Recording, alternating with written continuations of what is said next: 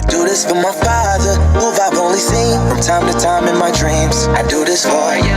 I do this for my mother, who's finally clean, no longer a fan. I do this for you. I do this for my sister, my wife and my kids, cause they part of the team. I do this for all the naysayers and haters who made me one of the greatest. I know it kills you inside, that's why I do this for you. I do this for my father, who I've only seen from time to time in my dreams. I do this for you. I do this for my mother, who's finally clean, no longer a fan. I do this for you. I do this for my sister, my wife and my kids, cause they part of the team. That's why I do this for you. I do this for the kids who sit a bit outside the mix, who maybe cope through humor just to fit in for a bit, who never let the world know when depression's setting in. To all of those who know you, that impression don't exist, and it ain't counterfeit, it's just a way to counter it. I'm living things I dreamed about, I still encounter it. It ain't something that a cigarette or alcohol can fix, but all because of it I flipped it quick, went on to write some hits. This a success off another breath. This the first step in searching to be nothing less than be the best in what you do, to prove there's strength in being you. Learn so much in chasing dreams that I never would in school.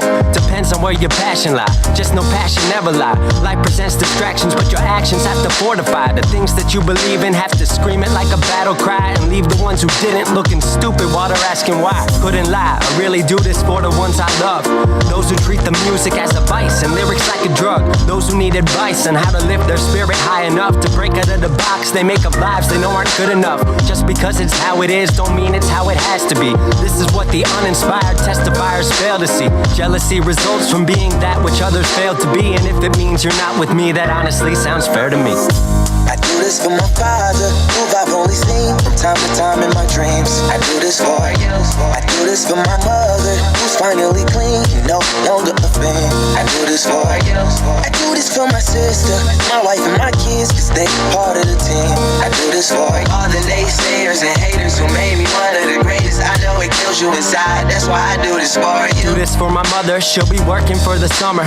Do this for my father, cause these days I often wonder what my life would have been like if I was not adopted. To grow up in a home where I was treated like a problem, I don't know, it's just a guess. Your guess probably good as mine. Lucky that I grew up in a home that wanted me to shine. Lucky that I grew up around some mountains we were taught to climb. Without that inspiration, I don't think that this would be my life. Do this for my friends who've scattered all across the country now. I'm out in Sweden walking back through life so I can write it down. Make a living off of sound, so crazy to say out loud. I'm the biggest thing since Travis Rice to come up out the town. Sorry, gotta stunt a little. Used to have my dreams belittled, but it's all a part of it. I know people's minds are fickle, lines between reality and dreams I blur like faded nights. Come up been so good for me, I wish that I could make it twice. I do this for my father, who I've only seen from time to time in my dreams. I do this for you. I do this for my mother, who's finally clean, no longer a fan. I do this for you. I do this for my sister, my wife and my kids, cause they part of the team. I do this for all the naysayers and haters who made me one of the greatest. I know it kills you inside, that's why I do this for you.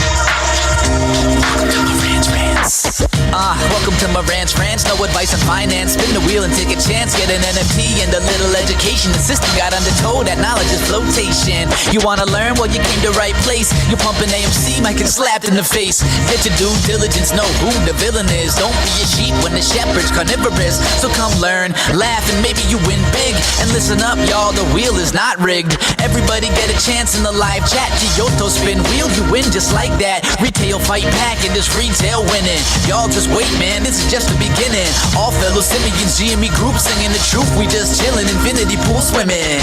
So welcome to Marantz Rantz. A lot of knowledge but no advice on finance. Don't even need pants, you can tune in naked like Henry the Mayo Man. Internet's most hated. Don't wanna lose your money, then it's time for you to listen. If you're ignorant, invest in AMC or superstition. The stream about ready, they told us to don't dance. I do what I want. Welcome to Marantz Rantz. Welcome to Marantz Rantz. Welcome to Marantz Rantz. Welcome to Marantz Rantz. Welcome to Marantz Marantz Rantz. Welcome to Marantz Rantz. Welcome to Marantz Rantz. Welcome to Marantz Rantz. Welcome to Marantz. Welcome to Marantz Rantz. Welcome to Marantz Rantz. Welcome to Marantz. Thank you, Chairwoman Waters, Ranking Member McHenry, members of the committee. I am happy to discuss with the committee my purchases of GameStop shares and my discussions of their fair value on social media. It is true that my investment in that company multiplied in value many times. For that, I feel enormously fortunate. I also believe the current price of the shares demonstrates that I've been right about the company. A few things I am not. I am not a cat. I am not an institutional investor, nor am I a hedge fund. I do not have clients, and I do not provide personalized investment advice for fees or commissions. I'm just an individual whose investment in GameStop and posts on social media were based upon my own research and analysis. I grew up in Brockton, Massachusetts. My family was not wealthy. My father was a truck driver and my mom a registered nurse. I was one of 3 kids and the first in my family to earn a 4-year college degree when I graduated from Stonehill College in 2009. That was not a good time to be looking for a job. From 2010 to 2017, I worked at a few startup companies, but there were significant periods when I was unemployed. I took an interest in the stock market, and even though I had very little money, I used those times to educate myself and learn more about investing. In April 2019, after nearly 2 years unemployed, I accepted a marketing and financial education job at MassMutual. My wife Caroline and I were thrilled that I had an income and benefits. My job was to help develop financial education classes that advisors could present to prospective clients. I was not a stockbroker or a financial advisor. I did not talk to clients, and I did not recommend stocks for them to buy. Before and after I joined MassMutual, I studied and followed stocks. One of those was GameStop. In early June of 2019, the price of GameStop stock declined below what I thought was its fair value. I invested in GameStop in 2019 and 2020 because, as I studied the company, I became more and more confident in my analysis. 2 important factors, based entirely on publicly available information, gave me confidence that GameStop was undervalued. First, the market was underestimating the prospects of GameStop's legacy business and overestimating the likelihood of bankruptcy. I grew up playing video games and shopping at GameStop, and I plan to continue shopping there. GameStop stores still provide real value to consumers and reliable revenue for GameStop. Second, I believe that GameStop has the potential to reinvent itself as the ultimate destination for gamers within the rapidly growing $200 billion gaming industry. GameStop has a unique opportunity to pivot toward a technology-driven business. By embracing the digital economy, GameStop may be able to find new revenue streams that vastly exceed the value of its business. I am hardly the only person who has advocated these points. When I wrote and spoke about GameStop on social media with other individual investors, our conversations were no different from people in a bar or on a golf course or at home talking or arguing about a stock. Hedge funds and other Wall Street firms have teams of analysts working together to compile research and analyze shares of companies. Individual investors do not have those resources. Social media platforms like Reddit, YouTube, and Twitter are leveling the playing field. The idea that I use social media to promote GameStop stock to unwitting investors and influence the market is preposterous. My post did not cause the movement of billions of dollars into GameStop shares. It is tragic that some people lost money, and my heart goes out to them. But what happened in January just demonstrates again that investing in public securities is extremely risky. As I said earlier, I consider myself and my family fortunate with our investment. When the stock price broke $20 in December, I knew my investment was a success. I was so happy to visit my family in Brockton for the holidays. The money will go such a long way for us. We had an incredibly difficult 2020. Most difficult was the tragic and unexpected loss of my sister Sarah in June. I am grateful to be in a position to give back to and support my family. As for what happened in January, others will have to explain it. It's alarming how little we know about the inner workings of the market. and I am thankful that this committee is examining what happened. I also want to say that I support retail investors' right to invest in what they want, when they want. I support the right of individuals to send a message based on how they invest. As for me, I like the stock. I'm as bullish as I've ever been on a potential turnaround for GameStop, and I remain invested in the company. Thank you. Cheers, everyone. Thank you, Mr. Gill. And that is Keith Gill, aka Roaring Kitty. That is deep effing value, telling you that he's still all in, even then. It's almost been 3 years since that hearing on the Hill. We've since found out so many things about the company, about the fundamentals of this market, and how people have manipulated the stock from within, on the outside, and all the way around. All that, and I tell you this respectfully, with all of that going on, a handful of you, we'll just call it a couple of you, have managed to hold your shares the whole way through. At any time in 2021, if you would have bought shares of GameStop, you would have gotten about 40 different articles from Motley Fool, Benzinga, Yahoo Finance, and pretty much anywhere else you would read, it would tell you you need to sell. You need to sell, you need to get out. It's a dead end, it's a bankrupt company, it's going down. And yes, admittedly, if you would have sold, you probably would be in a better position today than you are right now. But that's not it. You see, that's the way people want you to think. They want you to think like an individual. And you don't have to anymore. I'll explain. I hold shares of GameStop, and I have plenty. Yes, I have 51 shares. For anyone that ever asks, it's always going to be 51. And just remember that I'm always going to get one more the next day, and it's still going to be 51. You guys realize that I'm holding shares for the last 3 years, just like numerous other people, so that you can get the shares at the price you're getting at right now. Myself included. I'm happy to keep mine. So no, I don't agree with the narrative that I would have saved myself some money by selling then or in 2022 or in 2023, because chances are I wouldn't have the people in it that are in it right now. This is not a group effort, but this is a hedge fund. And I hope people understand that moving forward. Putting your money into a group seems to be illegal when they question you on the Hill, but it's not illegal for private equity or for the accredited investors, the billionaires, the millionaires out there.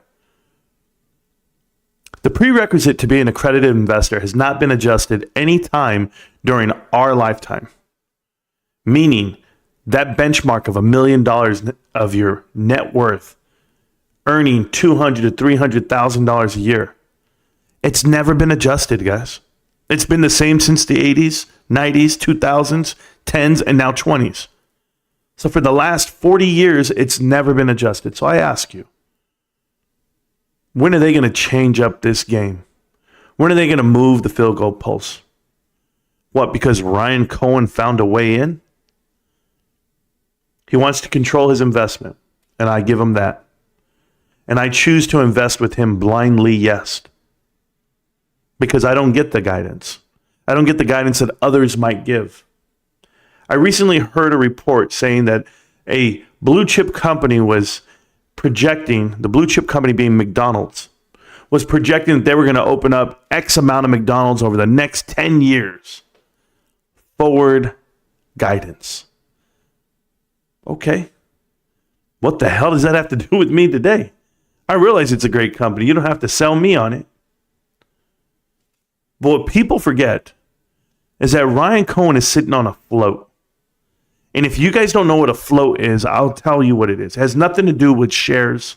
It has nothing to do with the volume. That's not what we're talking about.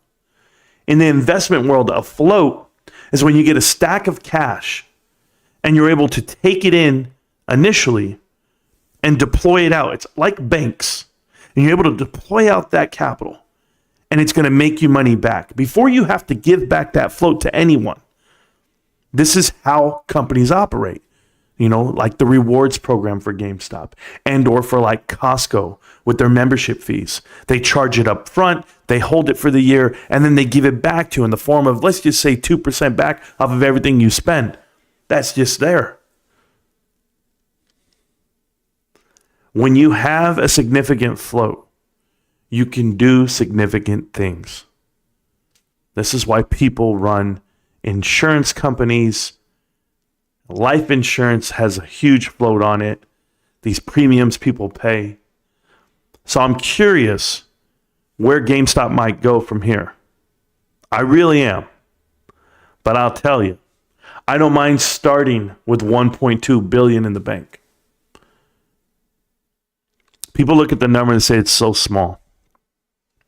You know, it's not that big. There's big hedge funds out there with assets under management for, you know, beyond anything you can imagine, trillions of dollars.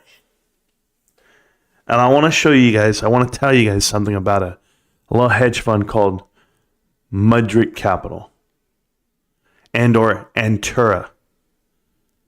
Are they so small that they can't affect change on companies and outcomes? When you're in a bearish market and there's financial term, when they go through and they go, you know what, I think I can buy this. Because it's not about what you buy. I've told you this from the start, guys. It's not about what you buy. It's what you pay for it. And right now, you're about to judge Ryan Cohen based off of what he does buy. You know, when he buys up some debt on a company and or he sweeps in to take over certain portions of it, doesn't matter. Nothing matters. This is how the rich stay rich. They get paid any which way, whether it's on the back end or the front end. And if you don't understand this part, this is why hedge funds have the name hedge. Yes, shorting exists, and so does going long. But you can hedge. You can mitigate the losses. And I've said this. If you guys didn't watch the video I put out for the members only this morning, I said, what do they want to do?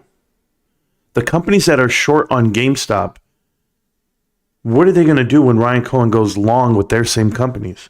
Their collateral is now GameStop's collateral. GameStop's going to become successful based off of those companies going long, right?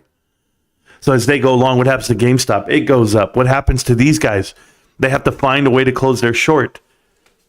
And I'm not even going to play these games. I'm just going to tell you, investing your capital and going 1x, 2x, 3x, 4x is going to affect the bottom line. And you're not going to be able to tell me that GameStop only lost $3 million this quarter.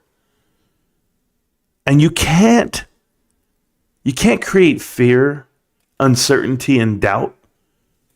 FUD, you can't create that. Not when the market's rocking at the bottom. I know people look at the SPY and they go, man, Marantz, SPY, 458 today, Apple pumping 195 a share. Yeah, I know. But the bottom half of that S&P, that bottom half is falling apart. I looked at retail numbers across the board on multiple sectors. And what I mean by sectors, I mean e-commerce, retail for food, fuel, and medicine. I was reading a lot of data. And as I put it all together, I said, oh, okay. So everything's relatively flat this quarter. So for GameStop to come in at $100 million less, yet the ratio, right, the gross profit went up from 24% to 26.1%. I was like, so they're dealing with better margins. They're understanding how to make more. They're understanding how to squeeze more blood out of the rock. Cool. So when I looked at quarter four coming for GameStop, and I saw that GameStop could literally lose 10% of total sales, and they could still lose 1% of gross profit margin, and they would still net $140 million profit based off of the current ratios of SG&A and their annual expenses. I've already done the math for you. I said they were going to have a $100 million swing. They had a $91 million swing. I was off by $9 million. I could be off by $90 million this time, guys, and they're still profitable for the year. I'm telling you. Wall Street projects GameStop's going to make $90 million. I'm ballparking the number, but they project GameStop's going to make $90 million quarter four. That's the Wall Street analyst projection as of today. So you're telling me they're going to make 28 cents per share. It's going to be roughly $90 million. Well, hold on. Trailing 12 tells me they only need 58 million and they're positive for the year. So we're talking about a profitable company. Even Wall Street's coming around. Even Wall Street admits it. So when are you, short hedge funds, going to admit it? I'm live today, guys. I'm looking at the chart. I saw it fall apart right now, on the minute chart.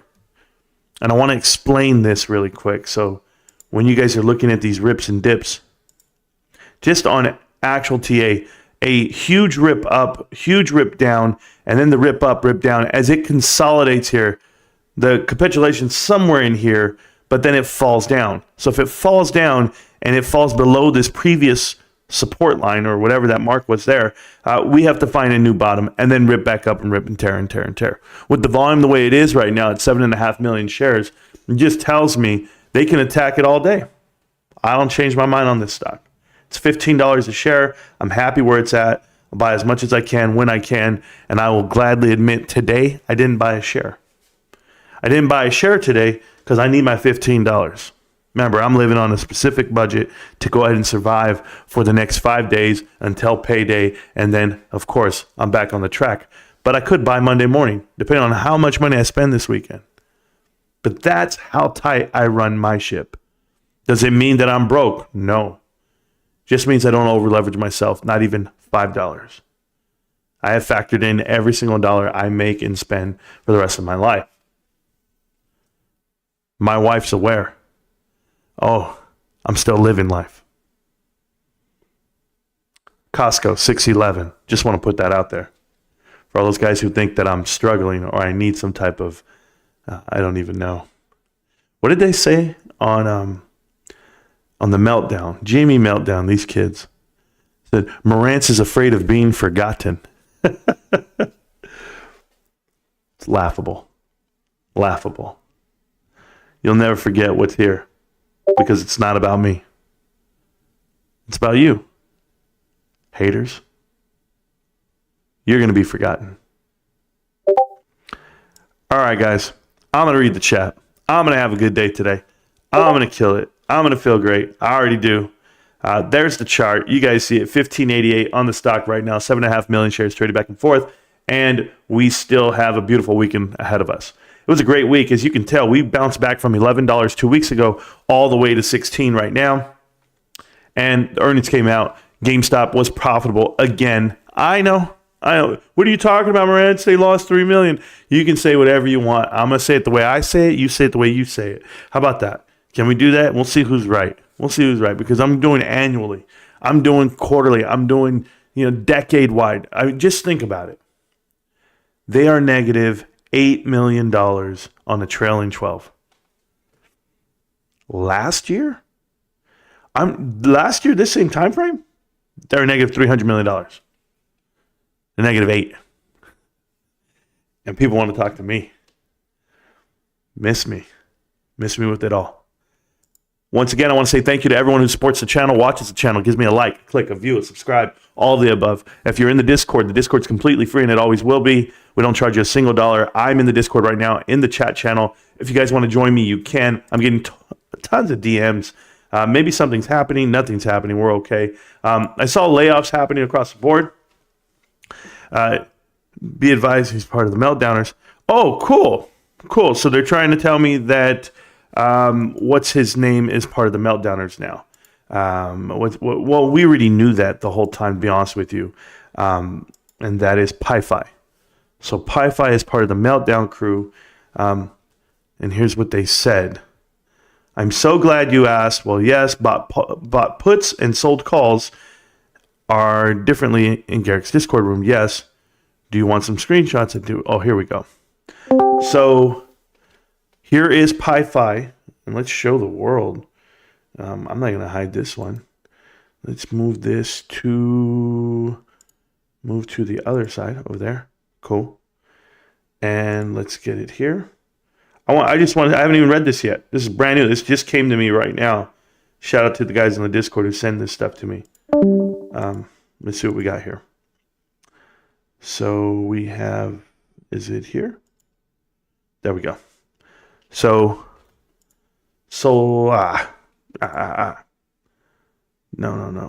That wasn't it. Was it here? No, it was on Discord, wasn't it? Didn't I just get on Discord? Oh man, I got to go back into it. Hold on. We'll do it here, guys. Don't worry about it. If I'm being monotone today and I'm not yelling and screaming through the roof, it's because I have 2 sick people in the house and I'm trying to be respectful to them. Okay? So it's just who I am. All right, so that's the post. Okay, got it. So here we go. So it says, sold call spreads. Did Garrick buy puts yesterday? He sold call spreads. Okay. Are sold call spreads more like something like puts? Call spreads are made up of almonds, pistachios. Today, -10. Okay, we don't even care about that. Because I'm going to become a billionaire shorting everything he buys. Oh, and he's talking about Ryan Cohen. So you're going to short everything he buys. You're going to be a billionaire. So let's see if he's... That makes him want to straight up just naked short it. Okay. And it says, you guys need to get the F out of this S pile. GME now deserves to get shorted into the dirt and delisted. Ryan Cohen's a piece of... Okay. All right. So, Pi-Fi. I didn't take a loss on my net loss. Cost me GME shares was $5.43 per share. I've been selling volume on GameStop for the last 2 years and no longer worth it. The yield sold about 95% of my holdings. Oh, wow. So he sold out. I researched GME to make money and make money for people willing to listen. I accomplished, wow, he really did sell. I accomplished my goal, lame ass points. Doesn't mean they aren't facts. I like facts more than fantasy about billionaires saving a bunch of people and making poor decisions. Well, there's one guy out the group. One guy's gone. That's cool. I'm down with that. Thank you so much, Pi-Fi, for showing your true colors. Damn. Poor guy. Poor guy. I don't know who still watches this guy or who would want to watch him. Look at this. This is crazy. So he said all of that about the DRS deal. We knew that part. Also, DRS is down from the highest point. We know that part. Wow. Pi-Fi. This is the man that bought Bed Bath & Beyond. Oh, sure. So you're mad at somebody. I haven't liked Ryan Cohen since retail bailed him out of his shitty, unresearched investment into Bed Bath & Beyond. And he proceeded to rug pull them and walk away with their money. Oh, Pi-Fi. Don't do this. Like he did when he diluted GameStop. A short squeeze in progress. Wow. This guy has no shame in what he's saying. I got to stop clicking on the stuff and then I can just read it. Okay. No, it's just the truth. I got the F out of Bed Bath & Beyond when Ryan Cohen did, but he burned thousands of retail investors in his wake. I'm not talking about the delusional people who think Carl Icahn is saving the children's books. Yeah, we know that too. We're not going that route, but still. No salt. I'm perfectly happy where I am. You take it as offense because you can't fathom an argument that counters your dogma. More people should have more conversations about GameStop that don't have to have. This makes me unbiased approach. Actually, I've told everyone not to go short NVIDIA. That doing that before earnings was risky as F, but they went along. Yeah, here you go talking about plays. Yeah, this guy's, he doesn't like GameStop. I don't need to buy back. I still have plenty of GameStop, just a lot less. Wow. It's not FUD, you're an idiot, which is easily gleaned from your post. Thanks. This guy only made it. Guy, I'm telling you right now, Pi-Fi wouldn't have a platform without GameStop. What is he doing? What is he thinking? You're delusional, man. Talking crap about Ryan Cohen and GameStop, the investment. This is who you were the whole time.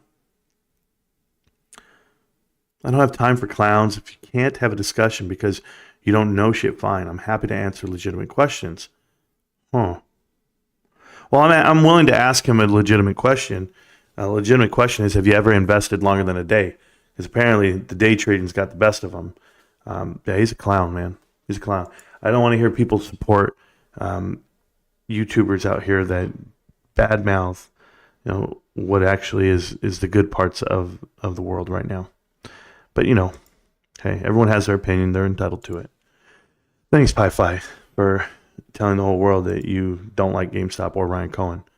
And you basically blamed him for shit that he didn't do. That's fun. Let's do that. Yeah, I'm so happy that I never jumped on any of those ships, guys. I never went and did a YouTube thing with him. And I know multiple people that did. And I'm just happy that we're rolling with us.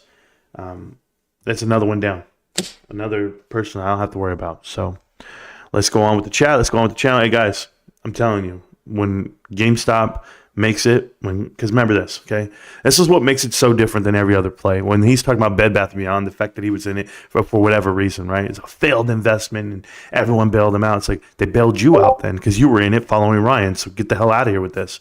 The problem is for everyone is people didn't know about connect the dots. People didn't know about the private equity angle. And once you figure that angle out, you'll understand that GameStop's winning. To lose $3 million, $2 million each quarter right now, these last 2 quarters, you lost $5 million. Oh, well, guess what? That's a half a year and you lost $5 million and you're battling against private equity. I have no problem with that. I'll take that every day of the week. But these guys are going to push it out here to tell you that these are bad investments? No way, man. I mean, what are they buying? I want to know what they want to buy. Other than just to be day traders, what are you buying? And if you don't believe in it, that's fine. Watch them all come running back. I guarantee you guys, everybody who's ever said anything bad about GameStop is going to buy it back. They have no choice. So it's the one thing that you want and you can't have. And it's one of those things. It's like a club. It's like, yeah, I sold, but I won't buy back in. There's always those people. And they're the same people that are hanging on to AMC for a lifetime. Or the same people who let their Bed Bath & Beyond shares expire. So, yeah, I hadn't heard about Financial Journey and Mullen Automotive. I'll do my homework on that. I read it in the chat right now. I'll see what you're talking about. But for me, it's not even a topic.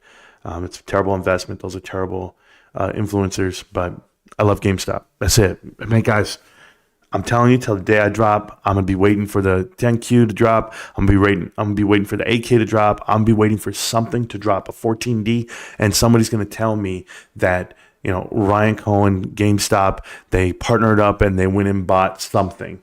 And when they do, just imagine everyone going in and buying that something and or supporting that product to boost up what GameStop is. This is gonna be that that when you build the biodome.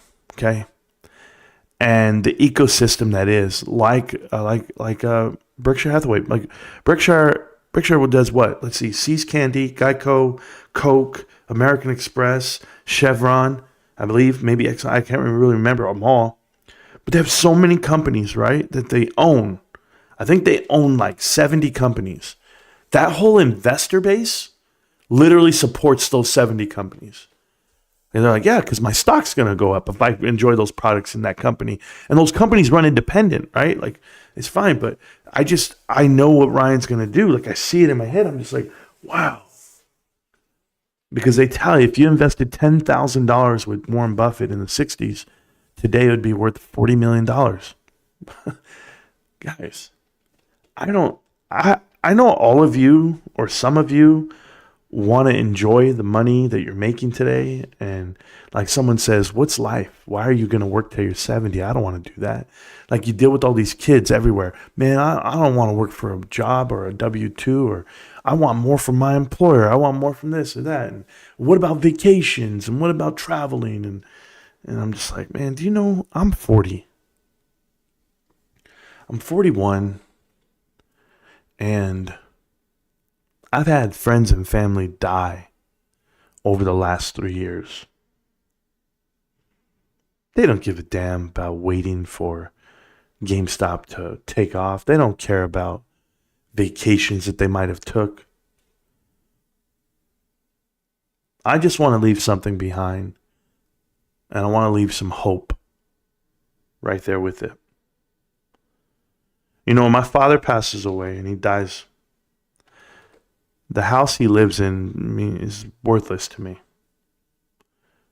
I'm just telling you guys, it's worthless to me. I have 5 brothers and sisters. What are you going to do? I don't care if the house is worth $1 million. What's that? The DJ equipment, the tools, the trucks, the cars, maybe even the cash. What's that? All I'm going to ask for is, is my pops coming over to cut the grass today? Nope. My dad could leave me a million things. But I want the hope. I want the dream. I want more than that. I want to dream with them. So I tell you these things because I reflect a lot, guys, on the investment and where Ryan's headed, and are we on the same trajectory, same path? So I can't let these moments get ahead of me, the best of me. I've been sitting here pondering, like, what the hell could they do? And I would just tell you, I'm going to teach my children that whatever they're doing, whatever they're invested in, support it, go with it. It just might change your life. I'd rather take that. I'd rather take that hope.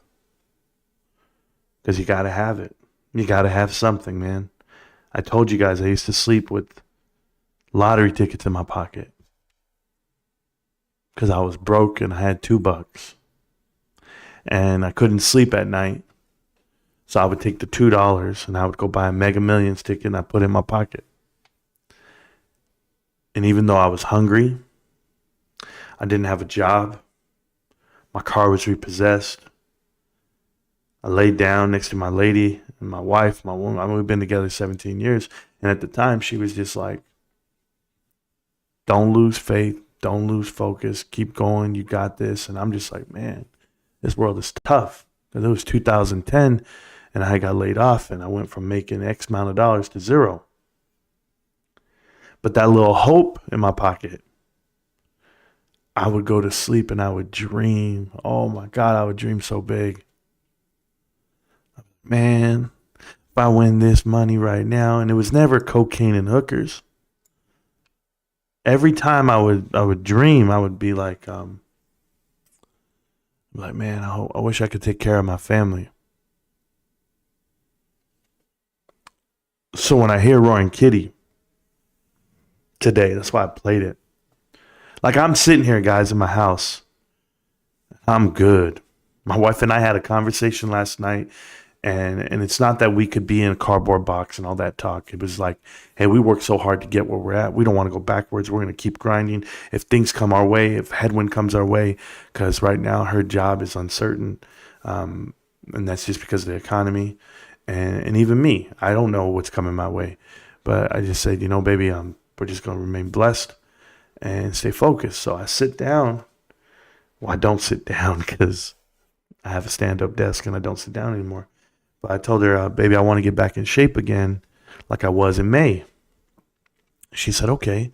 She said, what are you going to do? And I said, well, I bought some eggs and I bought some water and I'm just going to eat water and eggs for 2 months and I'm going to try to grind it out again. She's like, all right, babe. I said, it's just what gets me right. Like, I don't have to be in front of the camera all day. We're educated now. We know what we're looking at. And so I was standing here, whatever. And I played the Roaring Kitty video while I'm playing TFT, just to get my mind clear. And I'm clipping videos for you guys. I'm doing all that. And I remembered that his sister had passed away right before the rocket took off. And he said he was so fortunate because he was going to be able to provide for his family. This is where I'm different than my brothers and sisters.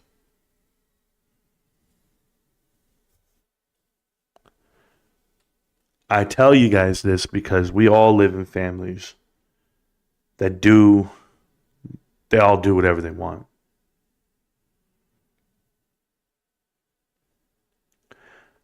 It's no secret that my brother is extremely successful YouTuber, TikToker, Patreon guy.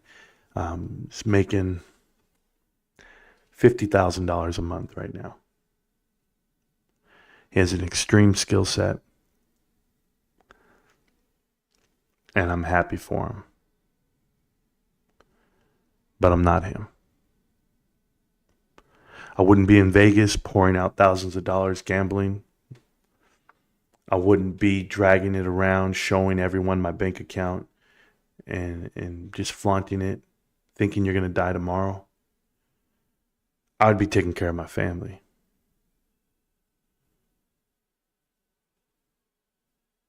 Like Roy and Kitty.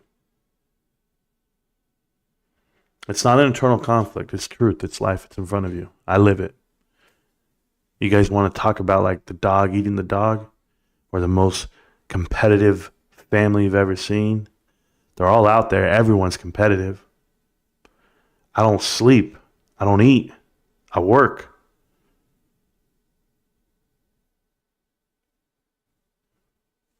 It's something inside of me right now that I want GameStop to be so successful. And I'm going to make it happen my damn self. With or without one view, one click, I don't care. I'm going to outwork everything and everyone. I pray and hope Ryan Cohen knows this.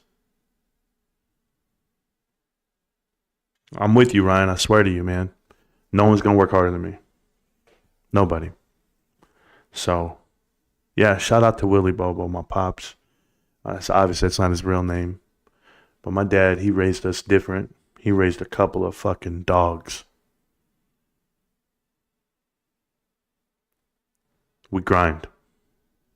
We grind. So, I'm good for it. I'm just getting a refresher in my brain today. I went live today. I'm sorry if I'm so serious. It's just I'm looking at GameStop from every angle. And some of you guys are probably like, what the hell is Marantz talking about right now? If you don't know, you haven't been through this shit. I'm not just talking GameStop. I'm talking about life. Go through some real shit. Go through some divorces. Go through some death. Go through some repos. Go through some foreclosures. Go through, getting fired from your job. Go through, kids not talking to you for a month or two. Go through some shit. And then understand there's some YouTubers out here that are just fake ass people. That are just not willing to be who they need to be. They want to be a click away from greatness, or they got it right, or they predicted something. Fuck all that, man. Go do some real fucking work. That's all I'm saying. And for all the haters in the chat, you guys come back every day, like Nick M, like that guy from the other day on the live stream. I can't even tell how many haters we have in the channel. It's all fun and games at times, but there comes a time where you got to be serious. There comes a time where you got to turn the music down and drive past the cemetery and show some respect. Drive past the funeral home, drive by a cop, but treat me like one. Because I'm telling you, you don't want to put you in cuffs. Nick M, this is not the time. Not the time for your little short-ass answers about why you think GameStop's not great. Show me a company right now that is going bankrupt, that is terrible, that is dead, that has zero cash burn and loses $5 million biannually, right? 6 months off of operations. Show me one. And you're going to call them bankrupt? And they have $1 billion in the bank. I wish I could have $1.2 billion in the bank and only lose $5 million half a year, every half a year. Are you serious right now? I've got $1.2 billion in the bank and I lost $5 million? Oh my goodness. Nick, go talk to your family and friends. They've probably lost more money, yourself included. Anyway, I'm going to read the chat. I'm going to hang out with you guys. I'm going to wake up. I'm going to have a good time. Guys, I'm in my feels in a way that I just don't have time for childish shit today. I just don't. I'm straight up man mode right now. And it's because it is my day off. I want to enjoy it. I got to go put up these damn Christmas lights for my wife. I said, yeah, baby, I'll hang the lights. You think I want to? Nah, it's just part of the deal. Part of the deal I made a long time ago. You know? It's more than vows. It's more than love. It's respect. Let's get it. GameStop. Welcome back. Welcome back to Marantz Rantz. Plenty of good information, a little bit of motivation, a whole lot of truth, no financial advice. I love GameStop, guys. I hope you guys do too. As far as everything else, somebody like Pi-Fi not supporting the company anymore, and or if he ever did, it was all fake apparently. And I told you it was from the start, but you know, nobody wants to listen to me from 3 years ago, but I'm still here today. Breakout imminent. Yeah, it was supposed to be a breakout, but now it's just a breakdown. I'm okay with it either way. We're still way up. We're always going to be up. Every time I look at it, I can show you it any other way. We're always up. Citadel Securities in the chat. Yeah, how you doing, man? They're here. Let's get it, baby. Hedge fund style. Yes. All very odd, and alarm bells should be ringing. Yeah. Hello, everyone. Got one more day now officially holding 51 shares. I think everyone has 51 shares in the chat. Thank you so much, guys, for the 51. If you don't know, it's just because we are in Area 51. That's what it is, unknown territory. First step is to admit you have a problem. I'm addicted to buying GameStop, but I don't want to get help. That's cool with that. I'm okay with it, man. No 12-step program here. I've got 99 problems, but profits ain't one. Hit me. Yeah. I know. Hey, I feel bad for you, son. You got 99 problems, but I might just be the one. Let's go. I'm 49 and a half, working on that 50th share. There we go. I'm getting a phone call right now that I got to take because I respect this young lady. Let me take it. Yes, ma'am. Yes, ma'am. Okay.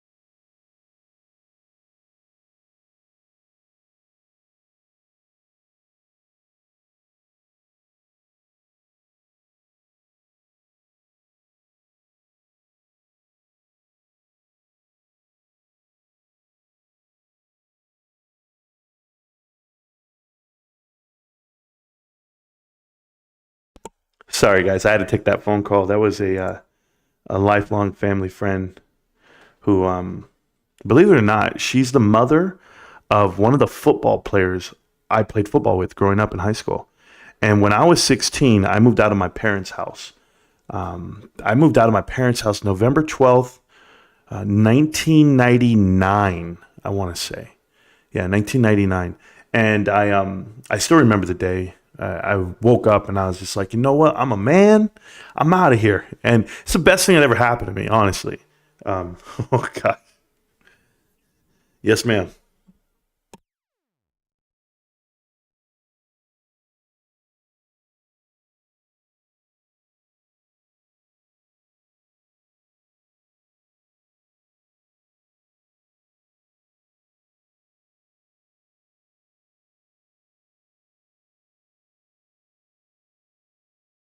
All right, I'm not going to pick up the phone anymore. I'm sorry, guys. Yeah, so back to that story really quick, just so that we're clear. I was moving out, and I didn't know what I was going to do. All I had was my backpack and some clothes, and I was like, all right, I got to live somewhere, right? And I did. I ended up living somewhere. My grandmother actually got me. She came pick me up. My grandmother, who just passed a little while ago, she saved my life. And so she picked me up. And so for Thanksgiving, my buddy, my teammate, was like, hey, come over to my house for Thanksgiving. We're going to have Thanksgiving. I was like, okay, cool. And I went over and I had Thanksgiving with his family because I didn't have a family to have Thanksgiving with that Thanksgiving. And I helped them put up the Christmas tree, like the lights and all the decorations and everything that night at Thanksgiving. And they took pictures of like doing it. So his mom came in to the store, to Costco. This is like 25 years ago. She came in and she goes, "Ay, mijo, here, boom." She shows me the pictures. She still had them. She goes, "Here, look at this is you." And I looked and I was like, man, that's a kid who didn't know what the hell he was doing. And that family's been close to me ever since. So they're still here. But you know what, guys, when I tell you stories like that, like, hey, I moved out when I was 16 or whatever it may be, I'm just letting you know I've been there. I've been reckless. I've done dumb things, like most 20-year-olds. And, all that aside, I learned a lot. So when I saw my kids growing up and my kids trying to test me or trying to say, hey, Dad, I'm going to do it my way. I'm like, all right, son, good luck. But it's for the better. It means you're going to grind it out. You're going to find a way to survive. You're not going to be one of these kids out here who just demand things or want things like these trust fund babies. And I'm not that. So I was just cut from a different cloth. And I think it's generational. If you're still willing to leave the nest at 18 and figure it out, then, you find a way. Because I'm living proof.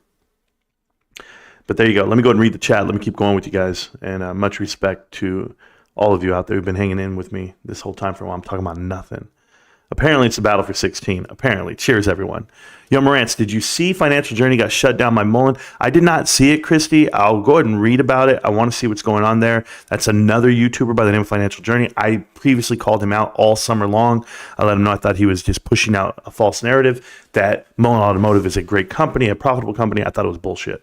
And I was dead on. Of course, they then did a 25-to-1 reverse stock split. And then as it got sucked all the way back down, they did a 9-to-1 reverse stock split. So it was an equivalent of 225-to-1 reverse stock split. They are not NASDAQ compliant. They are filing for everything just to stay compliant. It's a terrible company, and yet the CEO netted over $100 million worth of profit himself, while the company's made nothing, and every shareholder has lost 99.99% of their investment. So, it's terrible. Terrible, terrible, terrible. But that's because it's private equity. That's because it's Taryn Pizer, and it's David Mitchery and Michael Wachs. So if you guys don't know your homework and you don't do it, then you'll never know. But Connect the Dots, part 20, kind of penciled it out. Connect the Dots, part 26 as well. I elaborated, but, try being me for a day, where I try to tell everyone what's going on in the world. And at the same time, I'm standing here and my legs are just sore from standing here. That's how long I stand at the computer, but it's worth it. It's putting me back into shape. We just chilling. Infinity pool swimming. Yeah. Welcome to Marantz Rantz. I'm not a cat. I love triangles. There you go. The OG DFV. Yes. I wish he came back to YouTube. Crawfish, it would be really cool if he did. I'd thank him for a lot of the motivation that he's given me as a YouTuber. To be honest with you, the only reason why I started YouTube was because there was no one that I could watch that was putting out GameStop information the correct way. And I was like, oh no, they're all full of shit. So then people tried to tell me, oh no, there's other GameStop guys you got to watch. And they would tell me guys like Pi-Fi. And now look at this, 3 years later, True Colors show. So no, I'm happy I started. I'm happy that I grinded all the way through from, those small numbers into the bigger numbers we are now. But we've been doing this for a long time. I'm sure he's aware of Marantz, wondering if he's ever reached out. We had a guy come in named DFV one time, and he looked around and he says, hey, this is cool. And it was like 2 years ago on an earnings call. But from when I did my research, I found that it really wasn't him. So, but yeah, he's welcome to come to the channel anytime. I support anybody for GameStop.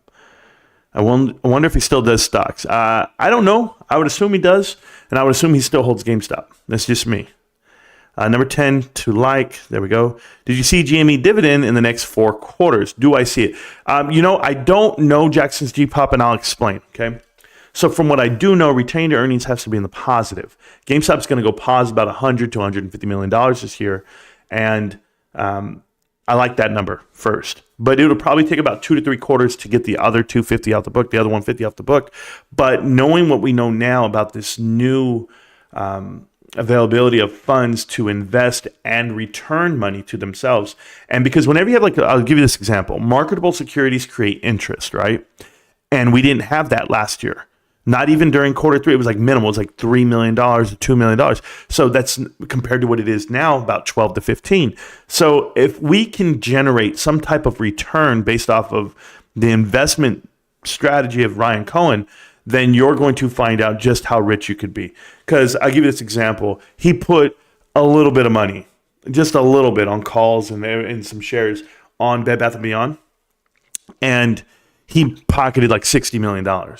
So can you imagine what you could do with GameStop's money? And I don't think it's going to be just a rogue investor. I don't think that's what he's going to be. It's not just, this is why I hate it when Wall Street gets a hold of these headlines or other YouTubers misrepresent what's happening here. They're like, Ryan Cohen's just going to be reckless with $1.2 billion. This is never going to work. It's risky as hell. It's stupid. No, you think Ryan's doing it by himself? He's a billionaire. He has the smartest people next to him. And when they make investments and they do it just a la Warren Buffett and Charlie Munger, they didn't just go make investments into companies. They literally sat down with the company and they go, you know what? You're the one. Because remember, Beryl Raff was with Zell Jewelers. She was private equity through and through. And then they brought her over to her own jewelry sector. And when they brought her to this new company that they had, it was backed by Warren Buffett. And he walks in, he tells Beryl Raff, he goes, okay, you're going to run this company and I expect great things. And walked away, never talked to her again. So it was like, she was just like, well, guess what? They own the company, Brickshire. So Brickshire owns enough things. GameStop's going to own enough things, and you're going to remember it as just being a gaming company, just like they remember Brickshire being a textile company. It's so much more than that. So when you can find float and you can find people to float you that money up front and you sit on it and you're able to do it, we're already dealing with a float of $1.2 billion. I couldn't be more happy. It's a profitable company. It doesn't have a cash burn. There's so many things they can do to not jeopardize your shareholder equity. It is unlike any investment you've ever been in. When you're out there telling me you're going to buy AMC or Bed Bath & Beyond, you're dependent on the leadership team and the till. Here, the till already makes you money. We're already there. The margins are already there. It's profitable today. Period. You're operating in profit right now. So now what do we do with this money? Because everybody's been saying, well, how the hell is GameStop going to grow? And they're thinking GameStop is a gaming company. They're thinking GameStop is this brick and mortar digital e-commerce. That's what it is, but that's not all it is. It's so much more. And when you put the $1.2 billion and you deploy it and you allow yourself to get that compound interest, you literally only need 20%. You only need to make 20% off $1 billion, and that's going to be $200 million every year. $200 million, $200 million, $200 million. And at what point are you going to realize 10 years into this, when we're sitting here looking at it and we say, well, guess what? They have $2 more billion, and they have $2 more billion, and they have $2 more billion. It's a small number to start. I'm just giving you a small number to start, but I'm telling you it's going to be so much bigger. So much bigger. Because when you look at Warren Buffett, you saw him start with millions, and he's at the hundreds of billions. So I'm okay with it. I'm okay with thinking bigger than you, because Ryan Cohen is 38, 39, and he's got a lifetime ahead of him. His identity is GameStop. His name is on it. He's working for it. And the fact that he works for free, guys, and they don't need a CFO, because, somebody told me this once. I think it was Running with Bears. He didn't agree with me. Like, you need a C-suite. What are you talking about? You don't need a CFO. I said, you don't. If it's just pluses and minuses and you just have an accountant, great. There we go. We have an accountant doing pluses and minuses on what's coming in and out of this company, and it's profitable. Why do you need to complicate it? If the business model is we're going to invest money to make money, and everyone out there, why don't you just invest money in yourselves? Because it's already scaling. Like when you drew it all back and you renegotiated everything, that's why the SG&A was 296, right? All the way down to nuts. Now we scale. You don't have to go put in 1.2 billion, boom, oversaturate this, overinflate it. Let it grow on its own. Let it grow naturally. Let the demand dictate the growth rate. But 1.2 billion, I don't need to accelerate it. When you accelerate it and you speed, that's when you get into the fire. Let it hold itself up. Create that culture. But let's go do some other things. And whatever it is, I'm with it. And everybody's telling me, I read everybody's comments and they DM me, Marantz, this actually destroys your narrative. This is telling you that GameStop's not the investment because they're not willing to invest in it. So what the hell are you talking about? That's because you all keep thinking GameStop is an investment of a video game company. Could you imagine? Could you imagine if Netflix just invested their money just for the mailing movies to the home? That's it. Never developed an actual production studio. Didn't start making shows and content themselves for their own platform. Didn't partner up with every TV maker in the world and invent this remote control that has a Netflix button. Can you imagine if they never did all of this? Because I can see every inventor in the world putting in a GameStop button, putting in a Web 3.0 widget, app, connecting the world to what is Web 3.0 gaming. They can't imagine it because they don't want change. Because some 60-year-old is telling people, 70-year-old, I'm so sorry, he's got to be 68, 70, Michael Packer. Someone's out there telling you that GameStop has passed and gone from this gaming world, that they got it all wrong. Let's find out. My money's on Ryan. Literally. This is giving me goosebumps. Yeah, thank you so much, man. DFE called it all the way back then. Yes, he did. We're on the verge of a new frontier as a holding company. I like the stock. It's sad that it had to come down to that. The dude didn't do any harm to nobody. No, he did not. People made their own choice decisions, but it was hedge funds and billions of dollars of hedge funds that manipulated everything. Keith changed so many people's lives, bro, for the good. Yeah, look at us. Look around. Look at yourself. Everybody's better off. Whoever didn't sell sucks for them. No, not at all, Crawfish. Doesn't suck for them. Because you wouldn't have the shares you have today if it wasn't for them. Them holding at that price is holding it up where it needs to be. Long-term gains now. Yep. Proud of it. Roaring Kitty, come back, bro. Sure. I've seen so much since I first got in. Everything is so much more corrupt than I ever imagined. Now I know I'll probably never sell purely out of spite because of it. I'm okay with that too.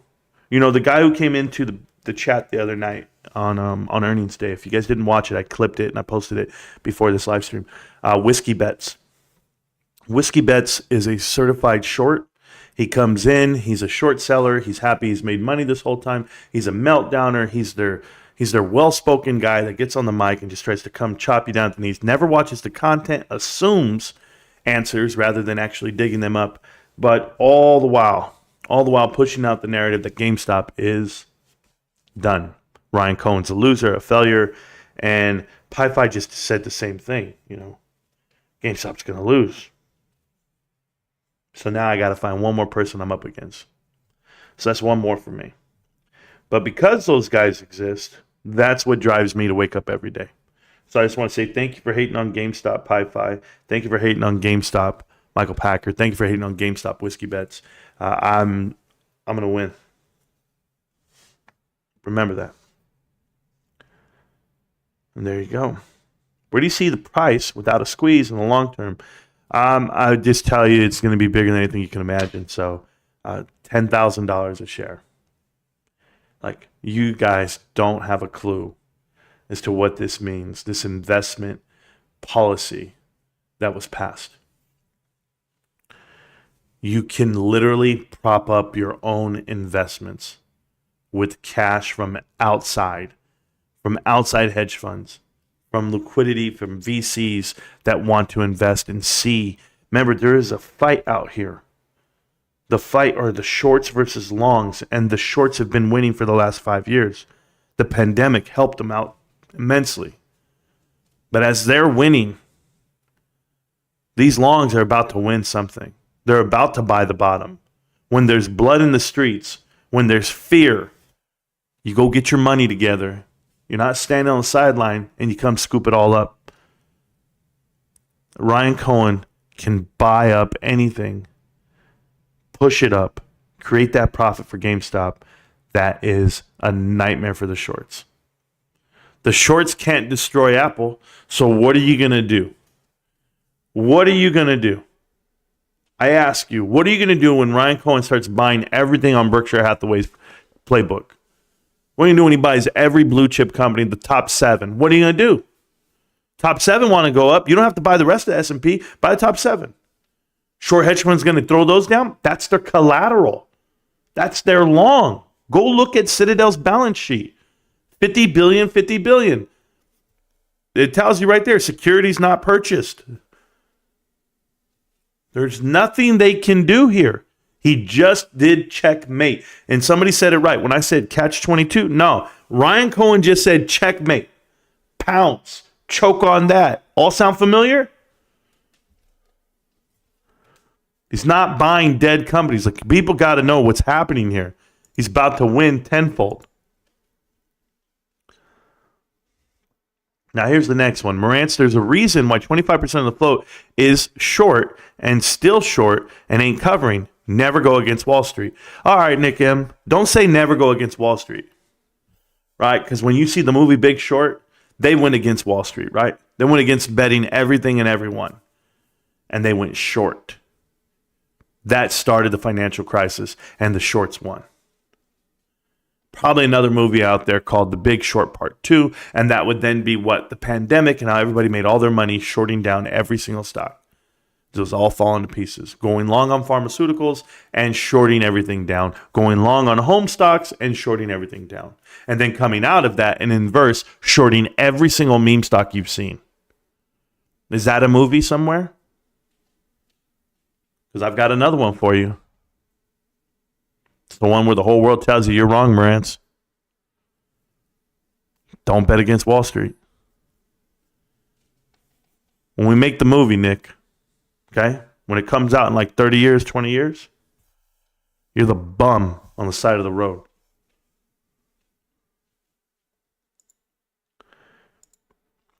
DRS number stagnant tells you nobody is buying GameStop.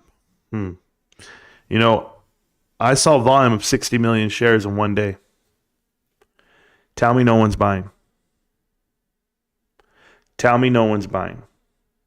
The record date for the DRS count was 6 days prior to this crazy run on volume. So where do you think they can hide that DRS number, the volume or the accurate count? Just asking. I don't know much, but I know you're wrong.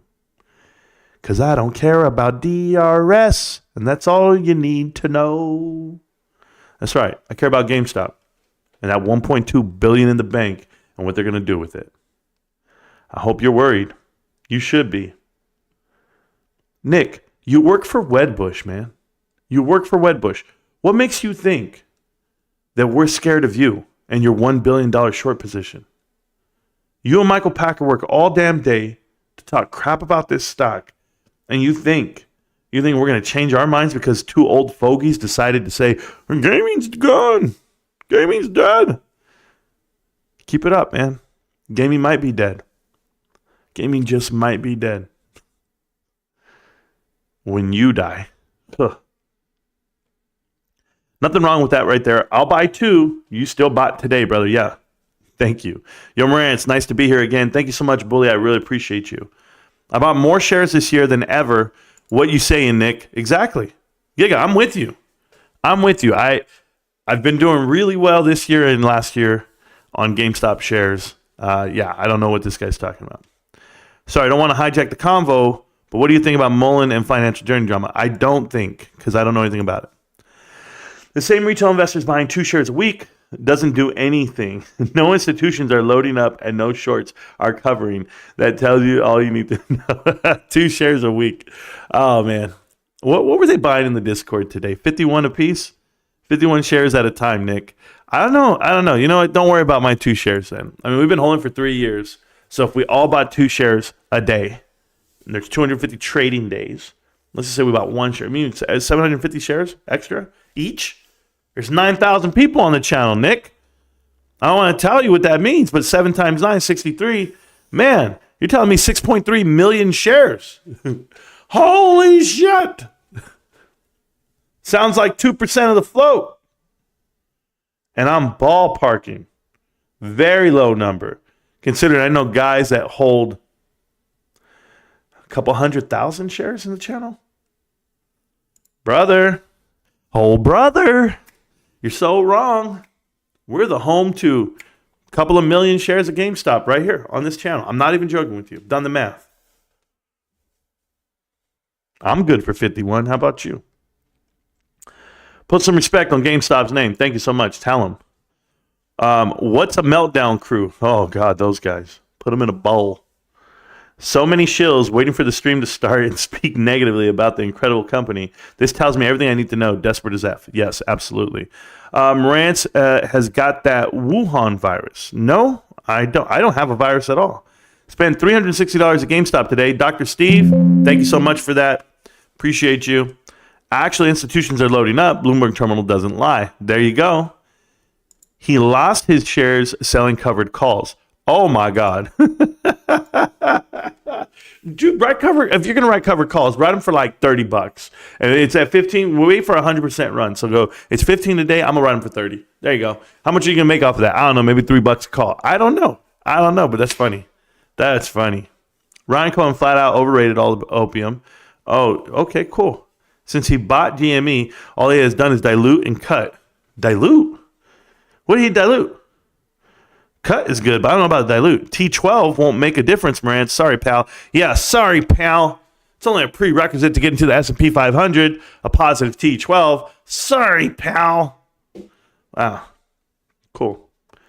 But he still uses GME on his titles. Yeah, I know, Nate. He's terrible, bro. Hi, everyone. Just stopping in before I go to sleep to give a thumbs up and a timeout. Wedbush, Nick M. We'll catch up later this weekend. Thank you so much. Kyoto, appreciate you as always. Kyoto, the real one. Kyoto, the only one. I'll just put it that way. My only one. These fools. These guys need a life. Like, what is it, Nick M? How are you here every day, bro? Like, I know I'm here. Like, is this just what I do for fun? But, like, this is what you do for fun? Doesn't seem fun. Just saying shit and then getting proven wrong all day? Oh, it's got to suck, bro. There we go. I'd give it all back just for one more conversation about nothing. I heard that, Stacks. Much love, brother. Much love. Shout out to Willie. Shout out to your pops. There, Stacks. I'm in it for the coke and hookers. Well, you're all right. Marantz getting emotional again. Yeah, every day of my life. My wife literally had a boyfriend. Damn, Nick Sr., that sucks, man. I live for my little family, trying to build a future for them. Yep. Divorced but happy, she didn't take my GME. I heard that, Nick. I'll tell you right now, my wife could take it all. She could take everything. She could take the house, cars, 401k, cash in the bank. I'm not giving up one share. Like, if it ever came down to that, which it will never come down to that, but if it ever came down, I'll be in the courtroom like this. Your Honor, this shit ain't Your Honor. I don't care. Your Honor, I'm gonna tell you right now, she have full custody, alimony, child support, 401k, my whole pension. I don't care. My socks and my shoes, she can have them. Not a single share. Not a single share. And I'll all my future earnings for the rest of my life. Not a single share. Not a single. No, nah. It ain't even up for debate, man. What's mine is hers. What's hers is hers. Hey everyone, how incredible is investing in GameStop looking? It's looking great. Marantz saying, "Yep, we got the shorts wherever we want them." Yes, we do. Yes, we do. I think my mind just goes and goes and goes. Oh, bloody love GameStop. This is the only one. Yeah, standing is good. Time on the feet. Running Dallas marathons this Sunday. Wow, Zen Holder. How the hell are you gonna get through that? That shit. I don't understand marathon runners. I've done a half a marathon. I've never done a full marathon. In a half marathon, I weighed 170 pounds, and I had a ruck on my back. It was like 50 pounds, something like that. I ran that bitch, and I'm telling you right now, it hurt. But yeah, I probably could have did it when I was young. You guys amaze me, man. You know, I'm a big ass dude. My wife cooks really good. What do you guys want me to do? I can't. Hey, Family GME, I'm currently working, grinding out 12 hours, 4.5 hours to go. Woo, Nick G, get it. Wait until we've got GameStop button on the remote. Yeah, there you go. I have a GameStop button on my remote. There we go. Manuel's been a part of the channel for 4 months. Thank you for everything you do. Best entertainment. Man, you know what? You're welcome, bro. Well, I'm not going to hate on you, Manuel. You're welcome. I love that I put $100 yesterday. Good. What's good, everyone? Fashionably late. Real DMT strolling up in here. It's okay. Real DMT. He is the creator of my soundtrack, Marantz Rantz. Welcome to Marantz Rantz, the theme song of the channel. That's the Real DMT. He makes other music. He has a new track right now on Twitter. If you guys go to it, he just put it out today. Or it's on like Spotify. It's everywhere. Go check it out. I think I gave it a heart. Can GameStop buy shares with that $900 million? Old man Dota. I don't believe they can buy GameStop shares.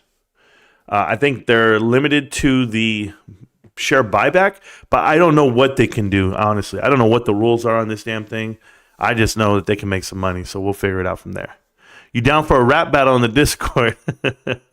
Sometimes things don't make sense till the end of the story. Let's go, GME. Yeah. I don't really battle these days. I like to collaborate rather than to break down other MCs. There you go. He's going to tell you, this is a race. You're going to get second place. If this was class, you wouldn't be able to pass. Ha ha. You're a disgrace of the whole human race. If you were going to, what did they say? If I was going to, no, I don't want to say it on the camera. Never mind. I won't say it here. Hey, I got some bars for you, Real DMT. I'll let you use them later. Don't worry about it, bro. Bars. No, I don't. I laugh about shit. Right on. I've been teaching my friend to rap, so we trade 4 seconds in the afternoon. Oh, that's cool. Cool, man. Yeah, you guys, man. I remember Rico used to, because Rico does rap battles and stuff, of course. And he was right there every night. He's like, yo, bro, I've been practicing every night. This guy practiced for like 3 years every night. Went to a nightclub, won the rap battle, walked out. I am the next Eminem. I am B-Rabbit. And I was like, bro, shut up, man. Shut up. Because, my little brother does music and rapping. So then my little brother was like, yo, we'll make a beat right now, Reek. Let's go. Let's get in the lab. And Reek's right there. And he's like, well, you got a hook? You got anything? Reek's like this. No, man, I just battle rap. I don't hook. I don't rap. Oh, no. What do you want me to? What? I was like, can't make a song, bro. Get out of here. Do you invest in any other companies, Marantz? Yes, I do. There's an answer. Leaving a like, hitting the gym. I'm unstoppable. Cool. 1,000. Just bought 4,000. Great job. Go get it, Jackie. Yeah. I'm good for 1,500 shares. There we go, Ali. I spent the entire year working towards 500 shares. When I even make anything with everyone holding 5K shares each. Yeah, you'd be all right, man. You'd be all right. No, I have 51. So that's how we do it. Hey, Marantz, please talk about the DRS numbers. Stu Beham, I saw that it didn't change, and somebody was reporting. I don't really care. 75.4 million shares, and it deters people thinking that that it doesn't have an effect or that the number's not increasing. I don't know, and I don't care. To be honest with you, my investment is dependent on shareholder equity. When my shareholder equity is decreased, I question. When it's increased, I smile. Right now, it increased, so I just smile. And they're going to tell you, we'll trend up next quarter. Cool. From my cold, dead hands. I heard that, bro. Derek H. Haven't seen this man since he tweeted and sent me a super chat. Derek H., you are my brother. Derek H., you are crazy. I came back to the live stream like 30 minutes after you super chatted me the other night. So I just want to say thank you again for supporting the channel, the creation of it, and a place for everyone to hang out, chill, and hopefully you guys get a lot of motivation, whole lot of stimulation. Plenty of motivation and no financial advice. So Derek H. and my brother, though, bro. Been knowing him for almost 3 years now. Buying GME every paycheck is like a savings account waiting to explode. Yeah, and I don't mind doing it, man. Didn't Ryan buy into JWN months ago? That was interesting. Yeah, buying into Nordstrom a couple months ago was one thing, but I don't know how it all played out. I don't know what the motive was there. But if he's going to start doing hostile takeovers of companies, this is going to be fun. This is going to be fun because I don't mind watching. I don't mind being a part of it. I'm just happy I am a part of it. So buying GameStop has been like one of the greatest things in my life. So I told my wife the other night. So check this out. So I'm with my wife. And thank you, Swish, for being a member for 5 months. I really appreciate that. And Rick James, been a member with me for 20 months. Rick James, I believe he's out in the UK. Huge supporter of the channel. The breakdown of the earnings was great. Thank you so much for that, James. We went over the 10Q. It's in a video right after the live stream the other night. And I also did one for TikTok, a small video for TikTok. because the TikTok guys were asking for some stuff. My TikTok crowd's totally different than you guys because they don't watch the live streams. They don't get all this info. They don't know. But shout out to you guys. And I'll tell you about not knowing what Ryan's going to do, but I'm just so excited about having it and buying GameStop that there's not much else that I would want to buy at this moment in time in my life. There's nothing else I'm going in on. I do have a significant investment into Costco, but that's because I get a lot of free shit, right? Like I hope people know that. I don't want people to be like, Marantz invests $10,000 a year in Costco, and that's because he believes in that company and not GameStop. And it's just like, nah, I don't think you understand. They match you. They give you a whole lot of money for free when you work for them. So I'm just gonna keep doing the way I've been doing it, and it's my own investment. But right now I'm on a 10-year plan right now. I'm just gonna tell you guys this right now. I'm on a 10-year plan for Costco, and I'm on a 10-year plan for GameStop, and I'm gonna reevaluate my investment strategy at 50 when I turn 50 years old. So I started this investment program when I was 40, and I'm gonna reinvest. I'm gonna switch it up when I'm 50. But I'm giving myself 10 good years with both companies on a certain ratio, and this is how you know I'm real, and I'm dedicated to it. So maybe you'll be there, maybe you won't. The Real DMT, when's the next Marantz Rantz track coming out? Oh, DRS GME. I don't stop him from doing his craft, man. He does what he wants. He made me a song. I never asked for it. It was out of his heart. I appreciate him always. So, I ain't ever gonna put man under fire. DRS, if you want true ownership, GME to the moon. DRS, I wasn't planning on making another one. I guess I could make an outro song.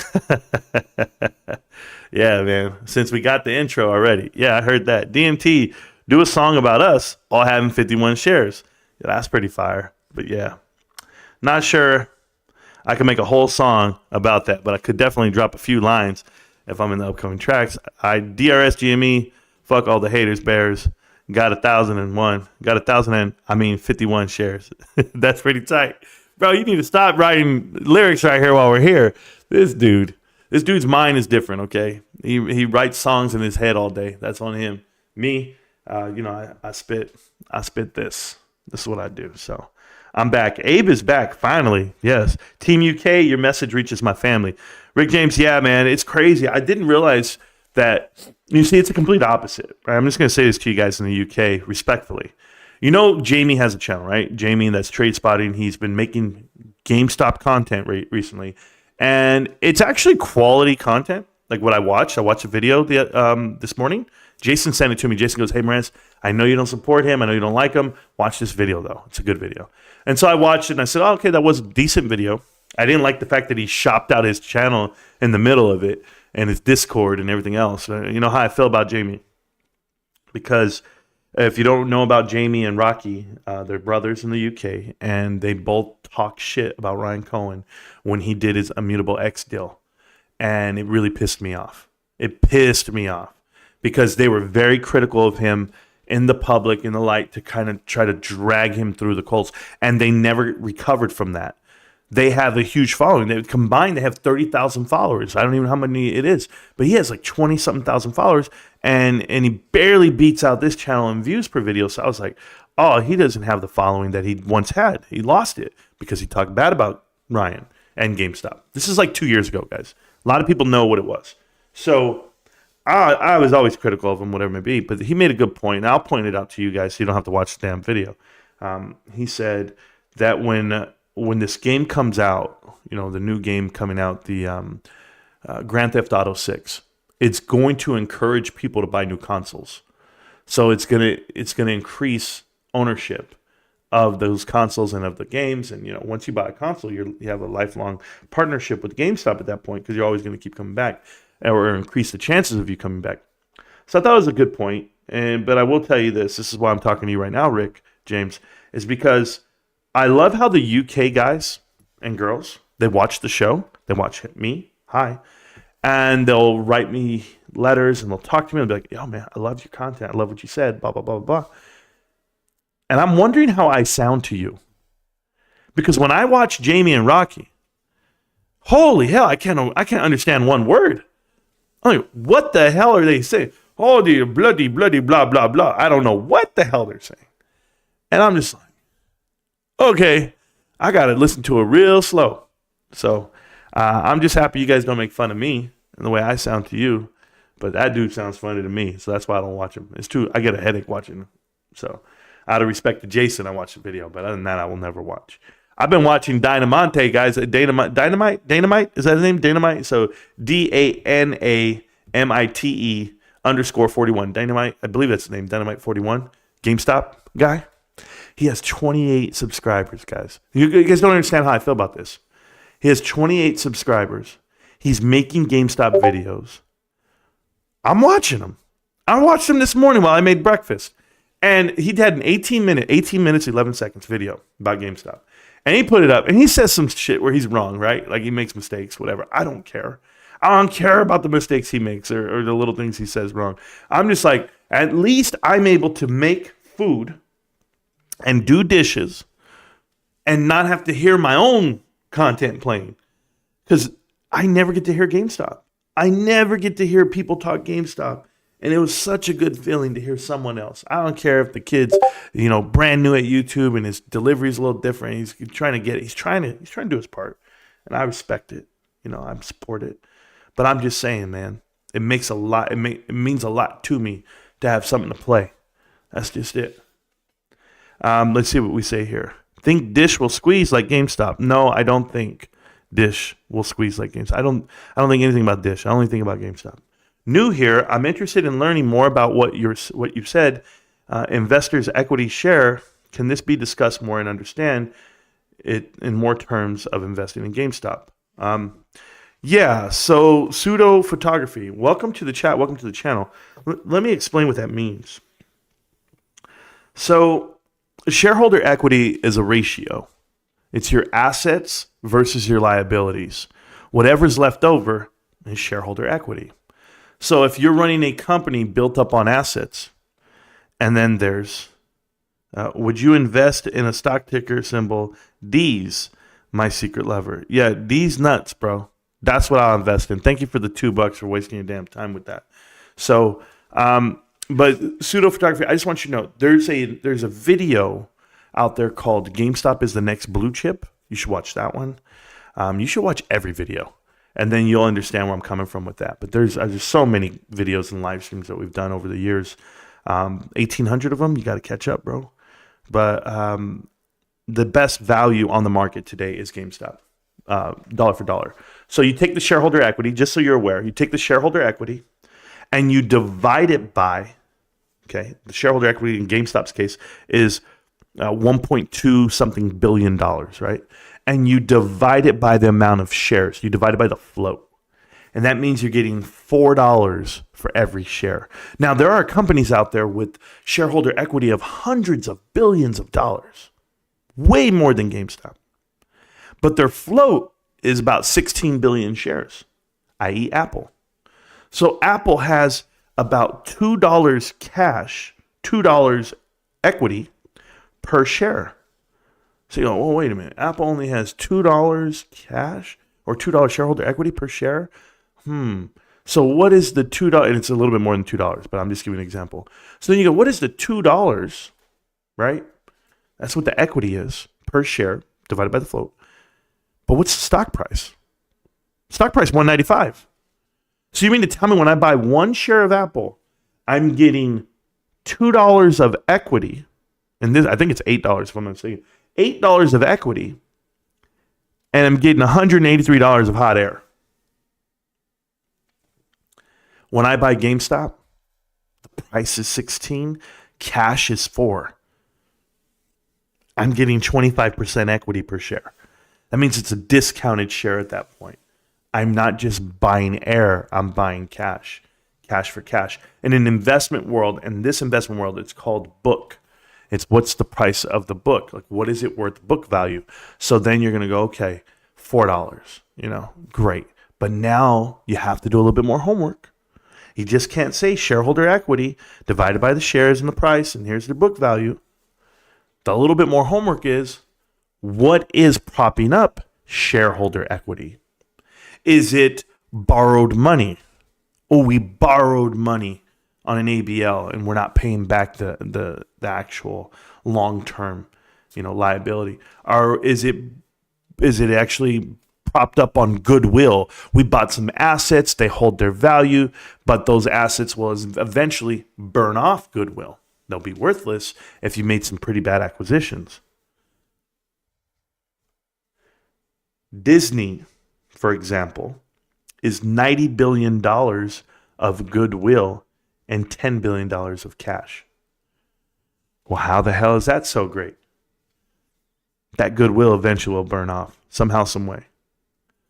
You'll find out why they lose money. GameStop's all cash, baby. All cash. So when they're going to go trade it right now, to get a company and to buy a share of GameStop at $12, like some people did, $11, $4 of it is cash equity. Your ratio is 32%, 34% per share. No, and just so that we're clear, there's no company in the S&P 500, top tier tech stocks, all of it trades at even 20% equity per share. Not even one company. And yet I'm telling you, Amazon, Apple, Google, Meta, Nvidia, Netflix, Tesla, Costco, Walmart, none of them at 20% equity. GameStop, 25%, 30% equity per share. Some phenomenal buy when people know what the hell it is and they know how to do the math. So that was that pseudo photography. But I have videos and videos and videos and live streams breaking that down. Sorry to dive in. So many people right now are like, I already know this stuff. Marantz, you taught us this last 2 months ago, 3 months ago. Yeah, that's why Almo says pseudo photography. You have so many videos to watch and you have so much time. 51 shares also short of rhymes with millionaires. Millionaires, 51 shares. Yeah. Chewy and JWN, which merger. JWN is Nvidia or Nordstrom's. I'm just going to let people know that. That's the ticker. I know it doesn't match the name, but that's what it is. Imagine if Chewy and Nordstrom. I don't have to imagine. I'm fine with GameStop. They're Scottish, I believe. I'm from London. I can barely understand them myself. I don't know the difference, man. Where's Scotland? Where's Ireland? Where's London? I don't know anything about England or Great Britain, or I don't know anything about the channel. And I'm talking about like the English channel. I don't know about Mediterranean. I don't know my European geography like I should. I just don't. I don't even know South American geography like I should. And I used to know growing up. Like I used to know, like there's Mexico, there's Honduras, there's Costa Rica, there's Panama, there's got to be something else down there, right? Peru, Uruguay, I don't know. I forget them all, bro. But I try to connect it all the way down the map. And when I go to Europe, I start right there. Portugal, Spain, Belgium, France, Germany. I don't even know. See, Poland, don't know. Is Czech Republic still around? Czechoslovakia. I don't know. Morocco, Turkey, Greece, Italy, Finland, Norway. I don't know, bro. I'm doing my best though, okay? Don't judge me, guys. I'll learn more about the Europe. I'm gonna go study a map tonight. But yeah, those dudes, nobody can understand them. That was the point. Late to earnings, but did you guys see how GameStop cut net losses to 3.1 million? Yes, we did.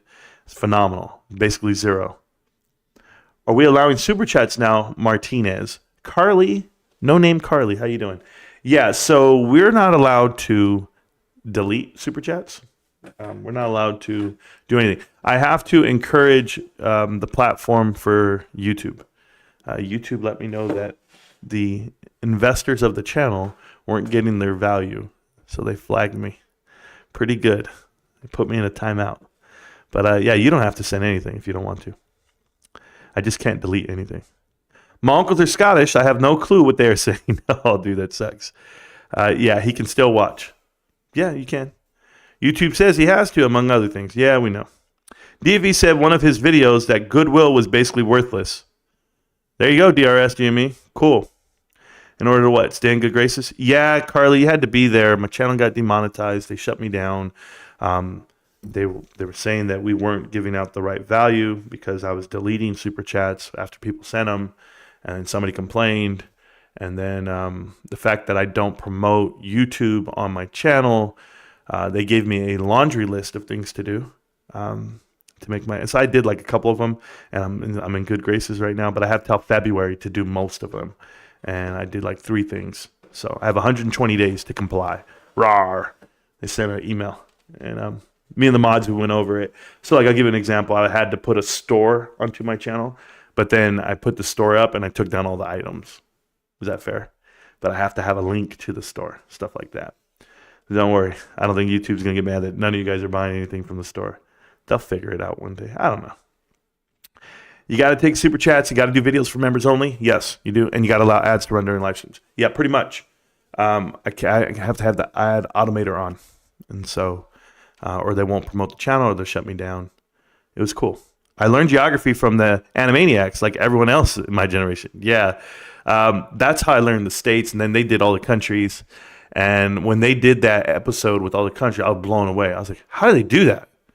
How did they do that? Like, who wrote this? I thought the writers of the cartoon were amazing. Animaniacs is one of the best cartoons of all time, and I showed it to my son. On YouTube, maybe 5 years ago. And he was like, "Oh, that's pretty cool." And then he got bored.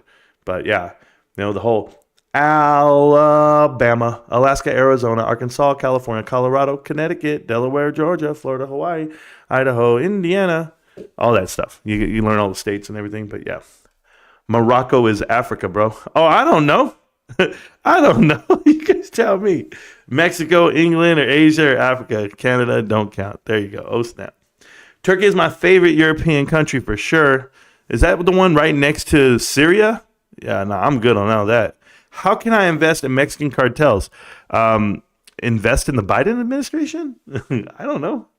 Was that too close to home there, Carly? Carly, I'm taking shots. Is that okay? Hey, guys, I don't care. I don't care who you vote for. I don't care what side of the fence you stand on. As long as you're on GameStop, I'm down with you. I don't have time for it. We got Weekend at Bernie for president, and I'm doing the best I can.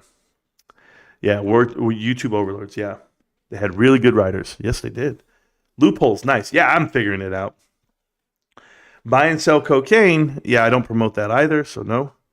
Take a blue pill on this live stream, and then the ads are not helping. There we go. Did it say hymns, or was it Blue Chew? Is that what it was? Real DMT. I just got hit with a random ass stock ad. There you go. They're trying to hit you with everything. I appreciate you guys. All right, guys, we're here. We got about 18 minutes left on the Power Hour. We'll go ahead and look at the chart real quick. That's not the chart. The chart is here somewhere. There we go. So GameStop right now, 1565. If you guys think it's not looking good today, I'll just remind you, we'll go to the 30-minute chart. How good does it look now? How good does it look now as you see the big, I'm going to explain this to you because I just did it to you earlier. I'm going to draw, okay? So I wonder if they're going to let me draw. Can I just draw? Start drawing mode. There we go. So big up, or does it let me? Stay in drawing mode. What happened? You mean to tell me I just can't draw? I just want to draw. Magnet mode. Okay, whatever. Here. Okay, so check this out. So check out this rip, okay? Up to here. I gotta make the, let me make the, is he gonna let me? Yeah, there it is. Fatter, boom. Fatter. No, it's just fine. Boom. Okay, so we're here, all the way up, okay? This is on a 30-minute chart. So you see the huge rip all the way up? I wonder if I should change. Will it let me change the color? I don't know. Okay, so then you come all the way down, tighter rip, right? So then the rip is there, rip all the way down, and now the rip's here. So these rips are going to get tighter, okay? Tight. So if we can come down to maybe here again, test that support, and then you're going to go up. Get a little, maybe not high as high, maybe here. And then you get here. And I've seen it play out this way. Then you're eventually going to go here. And then it'll go here. And then guess what happens, guys? Peace. Chicken grease. So could be by the time, September or December's ending, you could just get up out of here. But it's a huge rip, small. Figure it out. We'll see it. We'll see if we hold where we're at. But I'm just trying to show you that's how it all plays out. And it's usually the way it plays out for them. But if you're ever wondering, like, is GameStop doing really well right now? Obviously, considering if you're on the 1 hour, the daily chart, even the daily chart looks extremely bullish with all of the indicators on there. You're moving across all the moving averages themselves. You already passed the 5-day, you already passed the 20-day, and you already passed the 60-day EMA. So we're way ahead of everything, because that would be your true support line. So true support line on the 60-day is at 1501. So you can hit it, you can come right back to it, but that's going to hold up the last 2 months of EMA. And if that's it, I'm good with it. But as we keep creeping, you'll see the 5-day creep up. So 5 days creeping up, and we're still bouncing off of it. That purple line right here. This is the 5-day, guys. So the 5 days, that thin purple line, we went above it, we came below it, then we're still holding up right on it.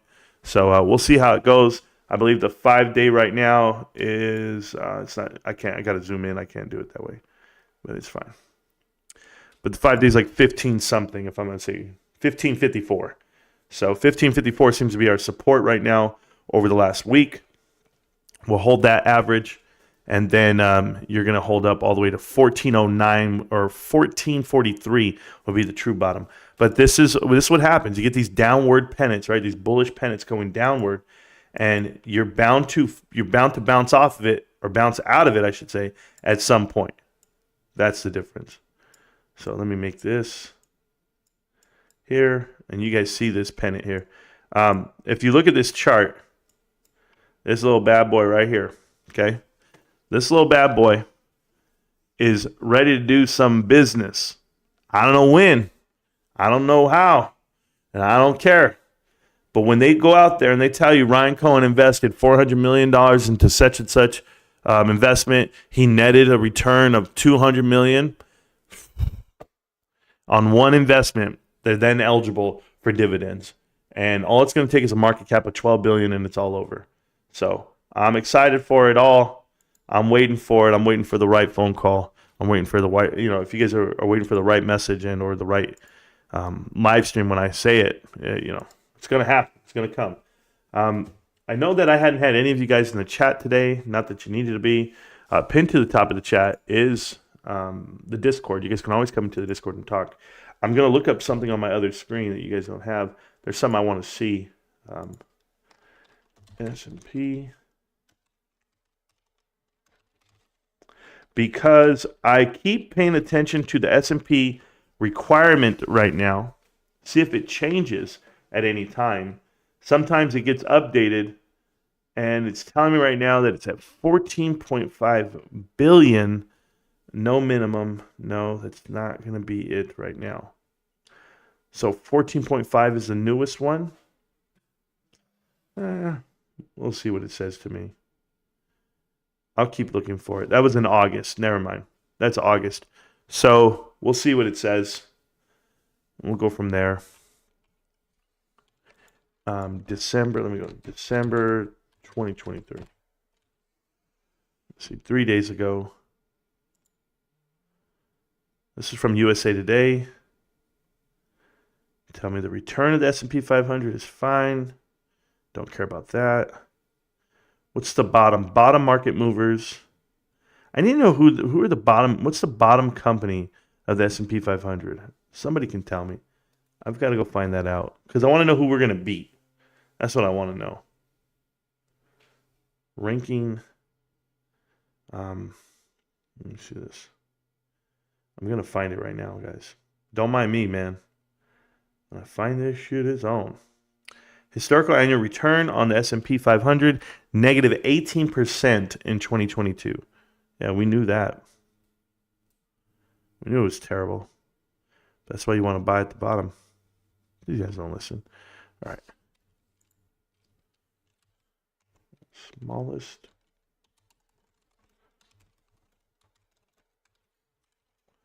Boom. The companies by weight. That's what I want. So those are the 500 companies. And the company we need to beat, guys, just so that we're clear, I think GameStop was ranked 540. But right now it looks like we need to be Fox and Alaska Air Group. So I'll go with Sealed Air. We'll do that. Mohawk Industries, Ralph Lauren. So just to make sure we get in, I'm going to go up all the way to Hasbro. Okay. So Hasbro is who we need to beat. Got it. So I'll go that route. Hasbro. And when we beat them, we'll know what's up. So Hasbro right now, market cap $6.76 billion of market cap. See, guys, that's what I'm talking about. They have fallen to pieces. How in the hell is Hasbro in the S&P 500 and GameStop's not? Huh. And they pay dividends and they do all the bullshit. They're in the S&P 500. We're going to beat them. That's my mission in life, to beat Hasbro. Okay? Let me go back to it. Let me go see what I have here. Let's go. So Hasbro, yeah, see? They were in the S&P 500 because they were up to $98 a share, and now they're at 48. This is what I'm talking about. They lost half their damn market cap. They lost everything. Bros, listen to me. A company like this, Hasbro, is in the S&P 500 because they were at $97 a share, and now they're all the way down to 42. They're down to nothing. Now, we know this is private equity's little darling, but they literally have no market cap, $6.7 billion. They're barely beating GameStop. But when I go look at them, I'm going to go right to financials, guys. Let's check them out. Their revenue for the quarter, $1.5 billion. Cost of revenue, gross profit, $900 million. Operating expenses were $1 billion. $1 billion. SG&A was $434. I mean, operating income, negative $169 million. Look at this. 169, 188, 125. In a given year, they were negative $500 million, and they're in the S&P 500. This is my point. This is what I'm talking about. That's 490, guys. They're ranked 490 on the S&P 500, and they're negative $500 million annually. Look at this annual shit right here. Check this out. Operating expense, $3 billion. Cost of revenue, $2 billion. Boom, boom, boom. Operating income, $400 million last year. The previous year, $700 million, $500 million. But this year alone on operating income, they went from making $400 million a year. They're now losing $400 million. So when they reset this damn thing, reset the indices, when they go back in there, they're going to have to pull them out of there because private equity is destroying them from within. Hasbro, I've already said that before. Don't worry, I'm right. These dudes are done. Look at their balance sheet real quick. Let's go look at their balance sheet. I'll just be fair with you there. Balance sheet, total assets, $4 billion worth.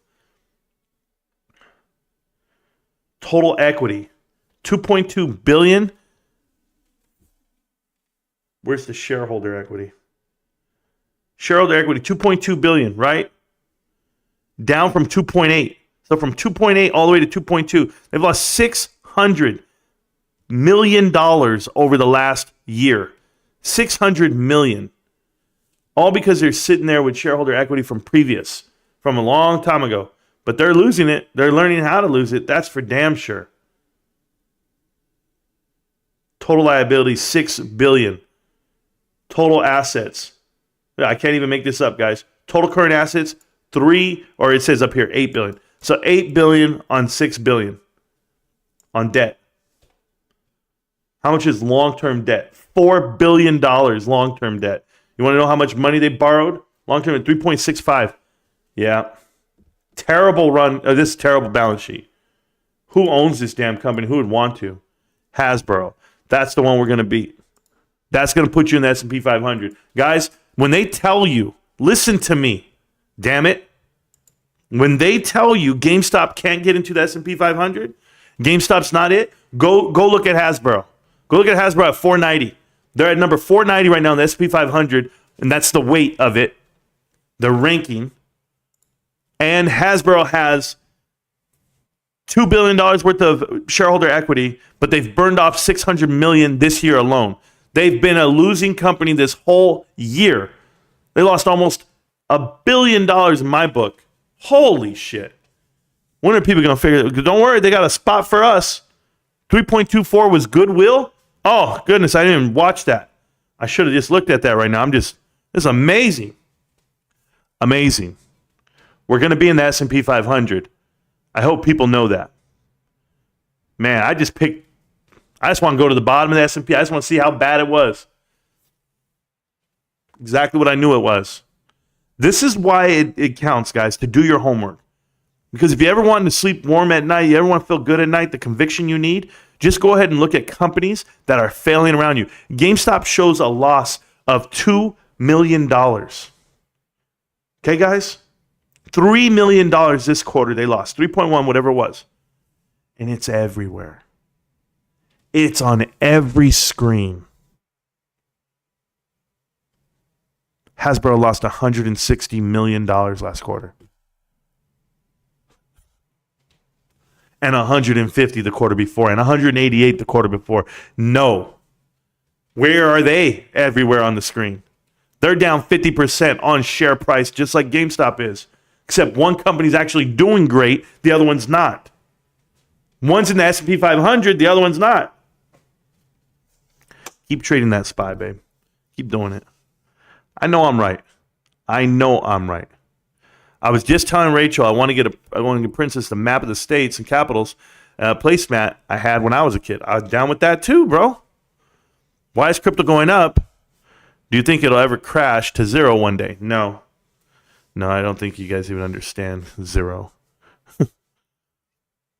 There's utility for crypto. Just leave it there.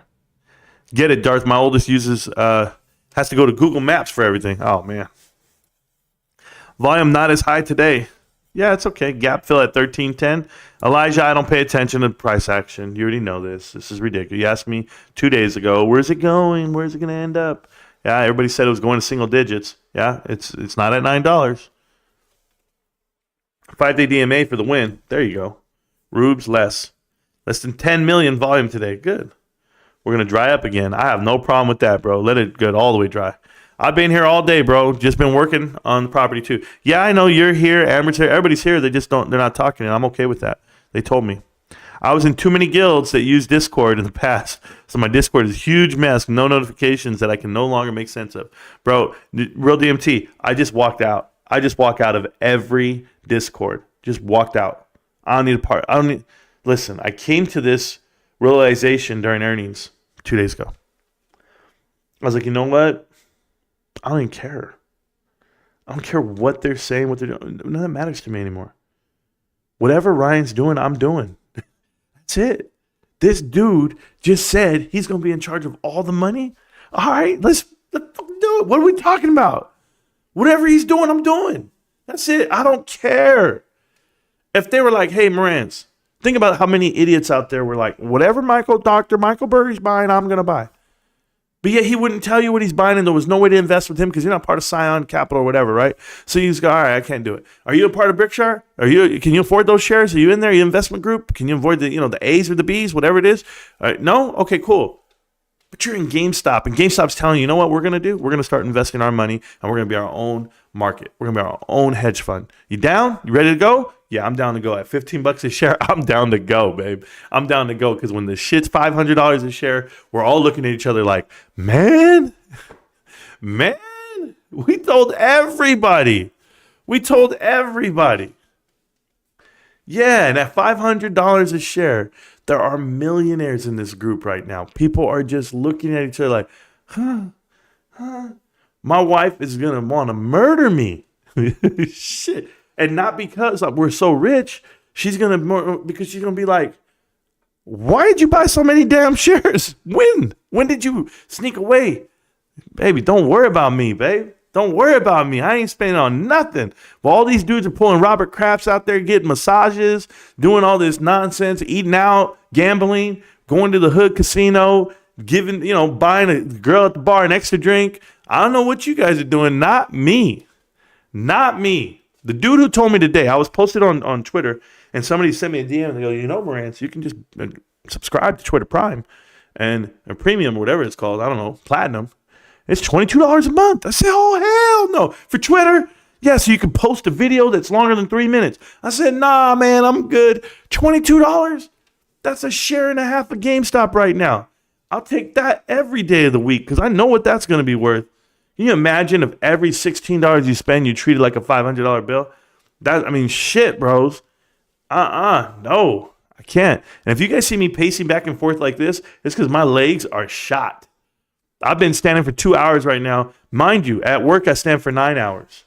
And then I stood the other day. I did 7 hours of live streaming on the earnings day. I just passed out. Guys, I don't know. I'm sorry. I'm not looking for like the pat on the back right now. I'm just telling you guys, I give you my everything. My energy, my heart, my truth, my life. And my legs and my feet are tired.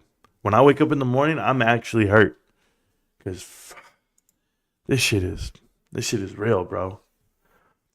But there you go. Too many guilds. Yeah, man. I get out of that shit.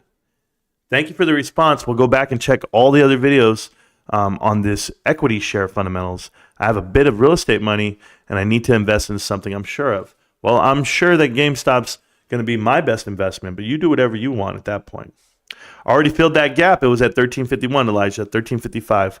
And there you go. You've got old info. Alaska Air got booted. All right, my old info is from Webull. It's here. And it said right here, if you look, well, whatever website I was on, it could have got booted too. It doesn't matter. How about this, Kyle? Kyle Hamill, I've seen you jump around on Twitter. By the way, you're not a very good-looking person. And not because you're ugly, but because you say mean things in the chat. And that's not cool, bro. Who cares about the info and how old it is right about now? My point is that those individuals were in the S&P 500 at one point within the last year. And you're going to tell me they're better than GameStop? Not even close, bro. So why don't you give me the real info? Kyle, make a channel, make a video, come out with it and say why GameStop should never make the S&P 500. But I'm pretty sure Hasbro's still in. But there you go. Ryan's going to buy Bud Light stock. I'm down with that. I'm down to buy anything that's going to make us money right about now. I'm down, man. I'm down with Ryan. That's it. Hasbro is hated because of how they handled the Wizard of the Coast purchase. I don't even know what that is. And they went woke and revoked licensing for third parties and role-playing games. They had to apologize profusely. Oh, well, there you go, John. I don't care what they're doing. They're losing money and they're still in. It's has been, bro. There you go. Just bought 18 GameStop shares. Good job, David. Do your thing. Not everyone has friends, but everyone has, bro. I'll show myself out. Yeah. That's ridiculous, bro. Those some terrible ass dad jokes you guys got going on. Thanks for being here to catch that, Kyle. Yeah, thank you, Kyle. Appreciate you. Be sure to like and subscribe and share. Yeah, that's funny, man. That's funny. Oh, my goodness. Only time I look at Hasbro is when I'm shopping on GameStop app. Yep, heard that. What do you think Ryan Cohen will be investing in? I don't know. But damn, imagine if he bought Hasbro at the bottom. Like right now, it's like $49. What if he bought in and it just went up like $20? Just saying. You're buying at $50 and it goes up to $25 and you made 50% of your money. 50%, gains. And you bought in with like $400 million? What if and then they struck up a deal with GameStop and GameStop helped Hasbro become profitable? Like I'm thinking stuff like that. Like it would be something like that. Yeah, I feel you, bro. That's it. I sold my Burke B. Oh, you did? Cool. Bought 4 more shares, round up. There you go. I'm here. Thank you for making my workday easier, Marantz. Challenger, I tried my best. I really did. Guess where that capital got allocated? Here, I assume. My invoice and estimate software just upped my monthly to $15. I'm seriously debating cutting that shit. That's a whole ass GameStop share right now. I'm trying to tell you. Marantz, check one of those standing mats. They will help your knees if you look. I forgot about those, Challenger. I have them at work. I didn't even think about putting one in here on the hardwood. But, I have a cat. My cat will want to scratch at it and pee on it. And cats are ridiculous. I mean, they like to pee in their boxes, whatever. Binks is a very spoiled cat right now. Because, unfortunately, our other cat, Hercules, he passed away. He's my man. And but Binks is getting all the love.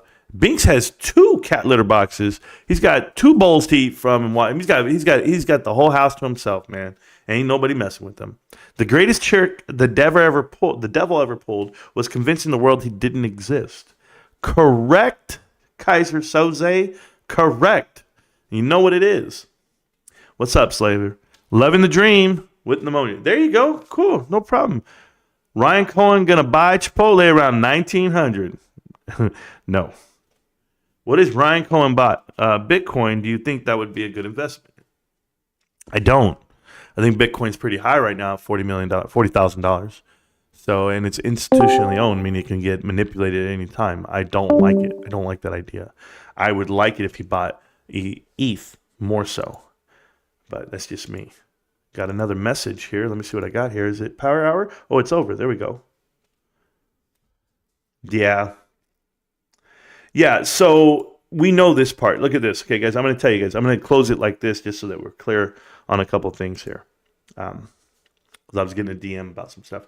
So I knew Rod Altsman was a snake, right? I told you guys that the minute I ever met him. We met up in a Twitter Spaces channel, and he was just talking bad about Ryan Cohen, GameStop, and how he buys puts, and it's not his investment. He doesn't see it going up, and it's failed business model, blah, blah, blah. Okay.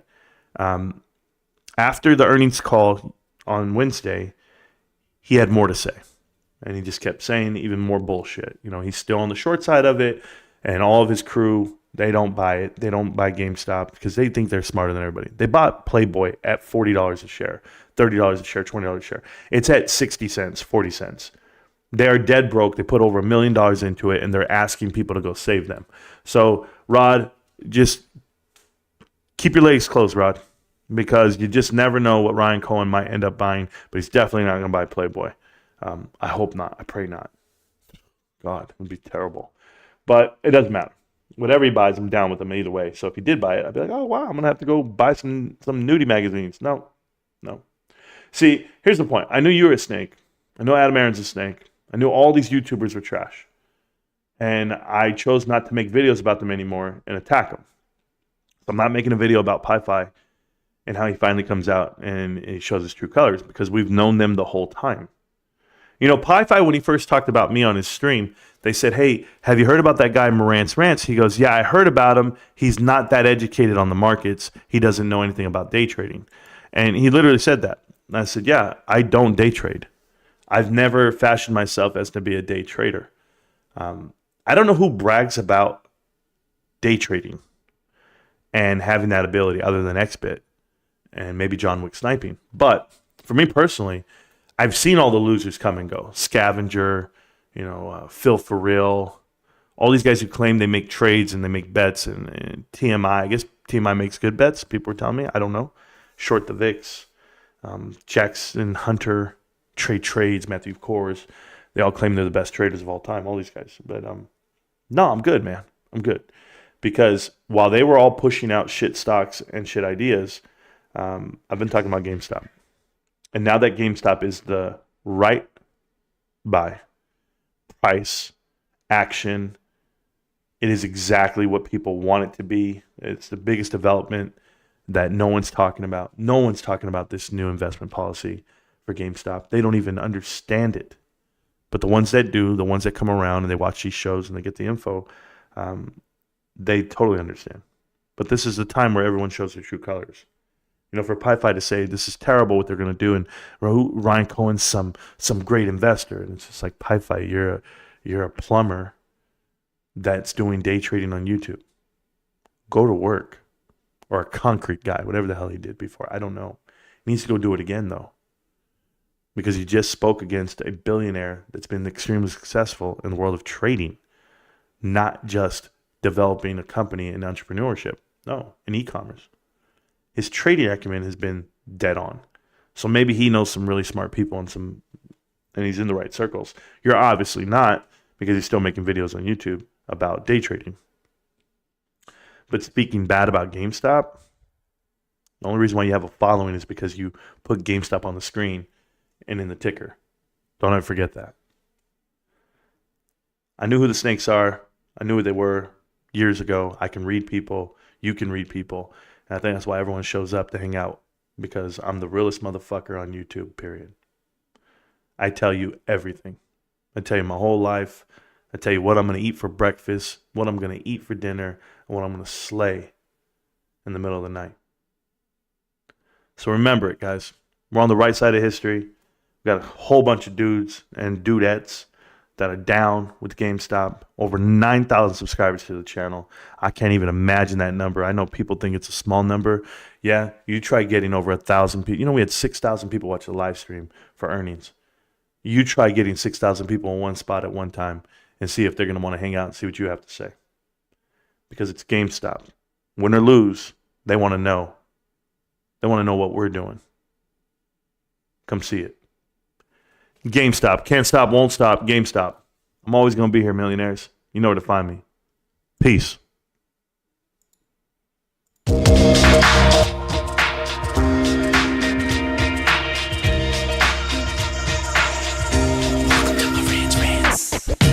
Welcome to Marantz Rantz, no advice on finance. Spin the wheel and take a chance. Get an NFT and a little education. The system got undertow, that knowledge is flotation. You wanna learn? Well, you came to right place. You're pumping AMC, might get slapped in the face. Get your due diligence, know who the villain is. Don't be a sheep when the shepherd's carnivorous. So come learn, laugh, and maybe you win big. And listen up, y'all, the wheel is not rigged. Everybody get a chance in the live chat. Kyoto spin wheel, you win just like that. Retail fight back and this retail winning. Y'all just wait, man, this is just the beginning. All fellow simians, GME group singing the truth. We just chillin', infinity pool swimming. So welcome to Marantz Rantz. A lot of knowledge but no advice on finance. Don't even need pants, you can tune in naked like Henny the Mayo Man. Internet's most hated. Don't wanna lose your money, then it's time for you to listen. If you're ignorant, invest in AMC or Superposition. The stream about ready, they told us to don't dance. I do what I want. Welcome to Marantz Rantz. Welcome to Marantz Rantz. Welcome to Marantz Rantz. Welcome to Marantz Rantz. Welcome to Marantz Rantz. Welcome to Marantz Rantz. Welcome to Marantz Rantz. Welcome to Marantz Rantz. Welcome to Marantz Rantz. Welcome to Marantz Rantz. Welcome to Marantz Rantz. Welcome to Marantz Rantz.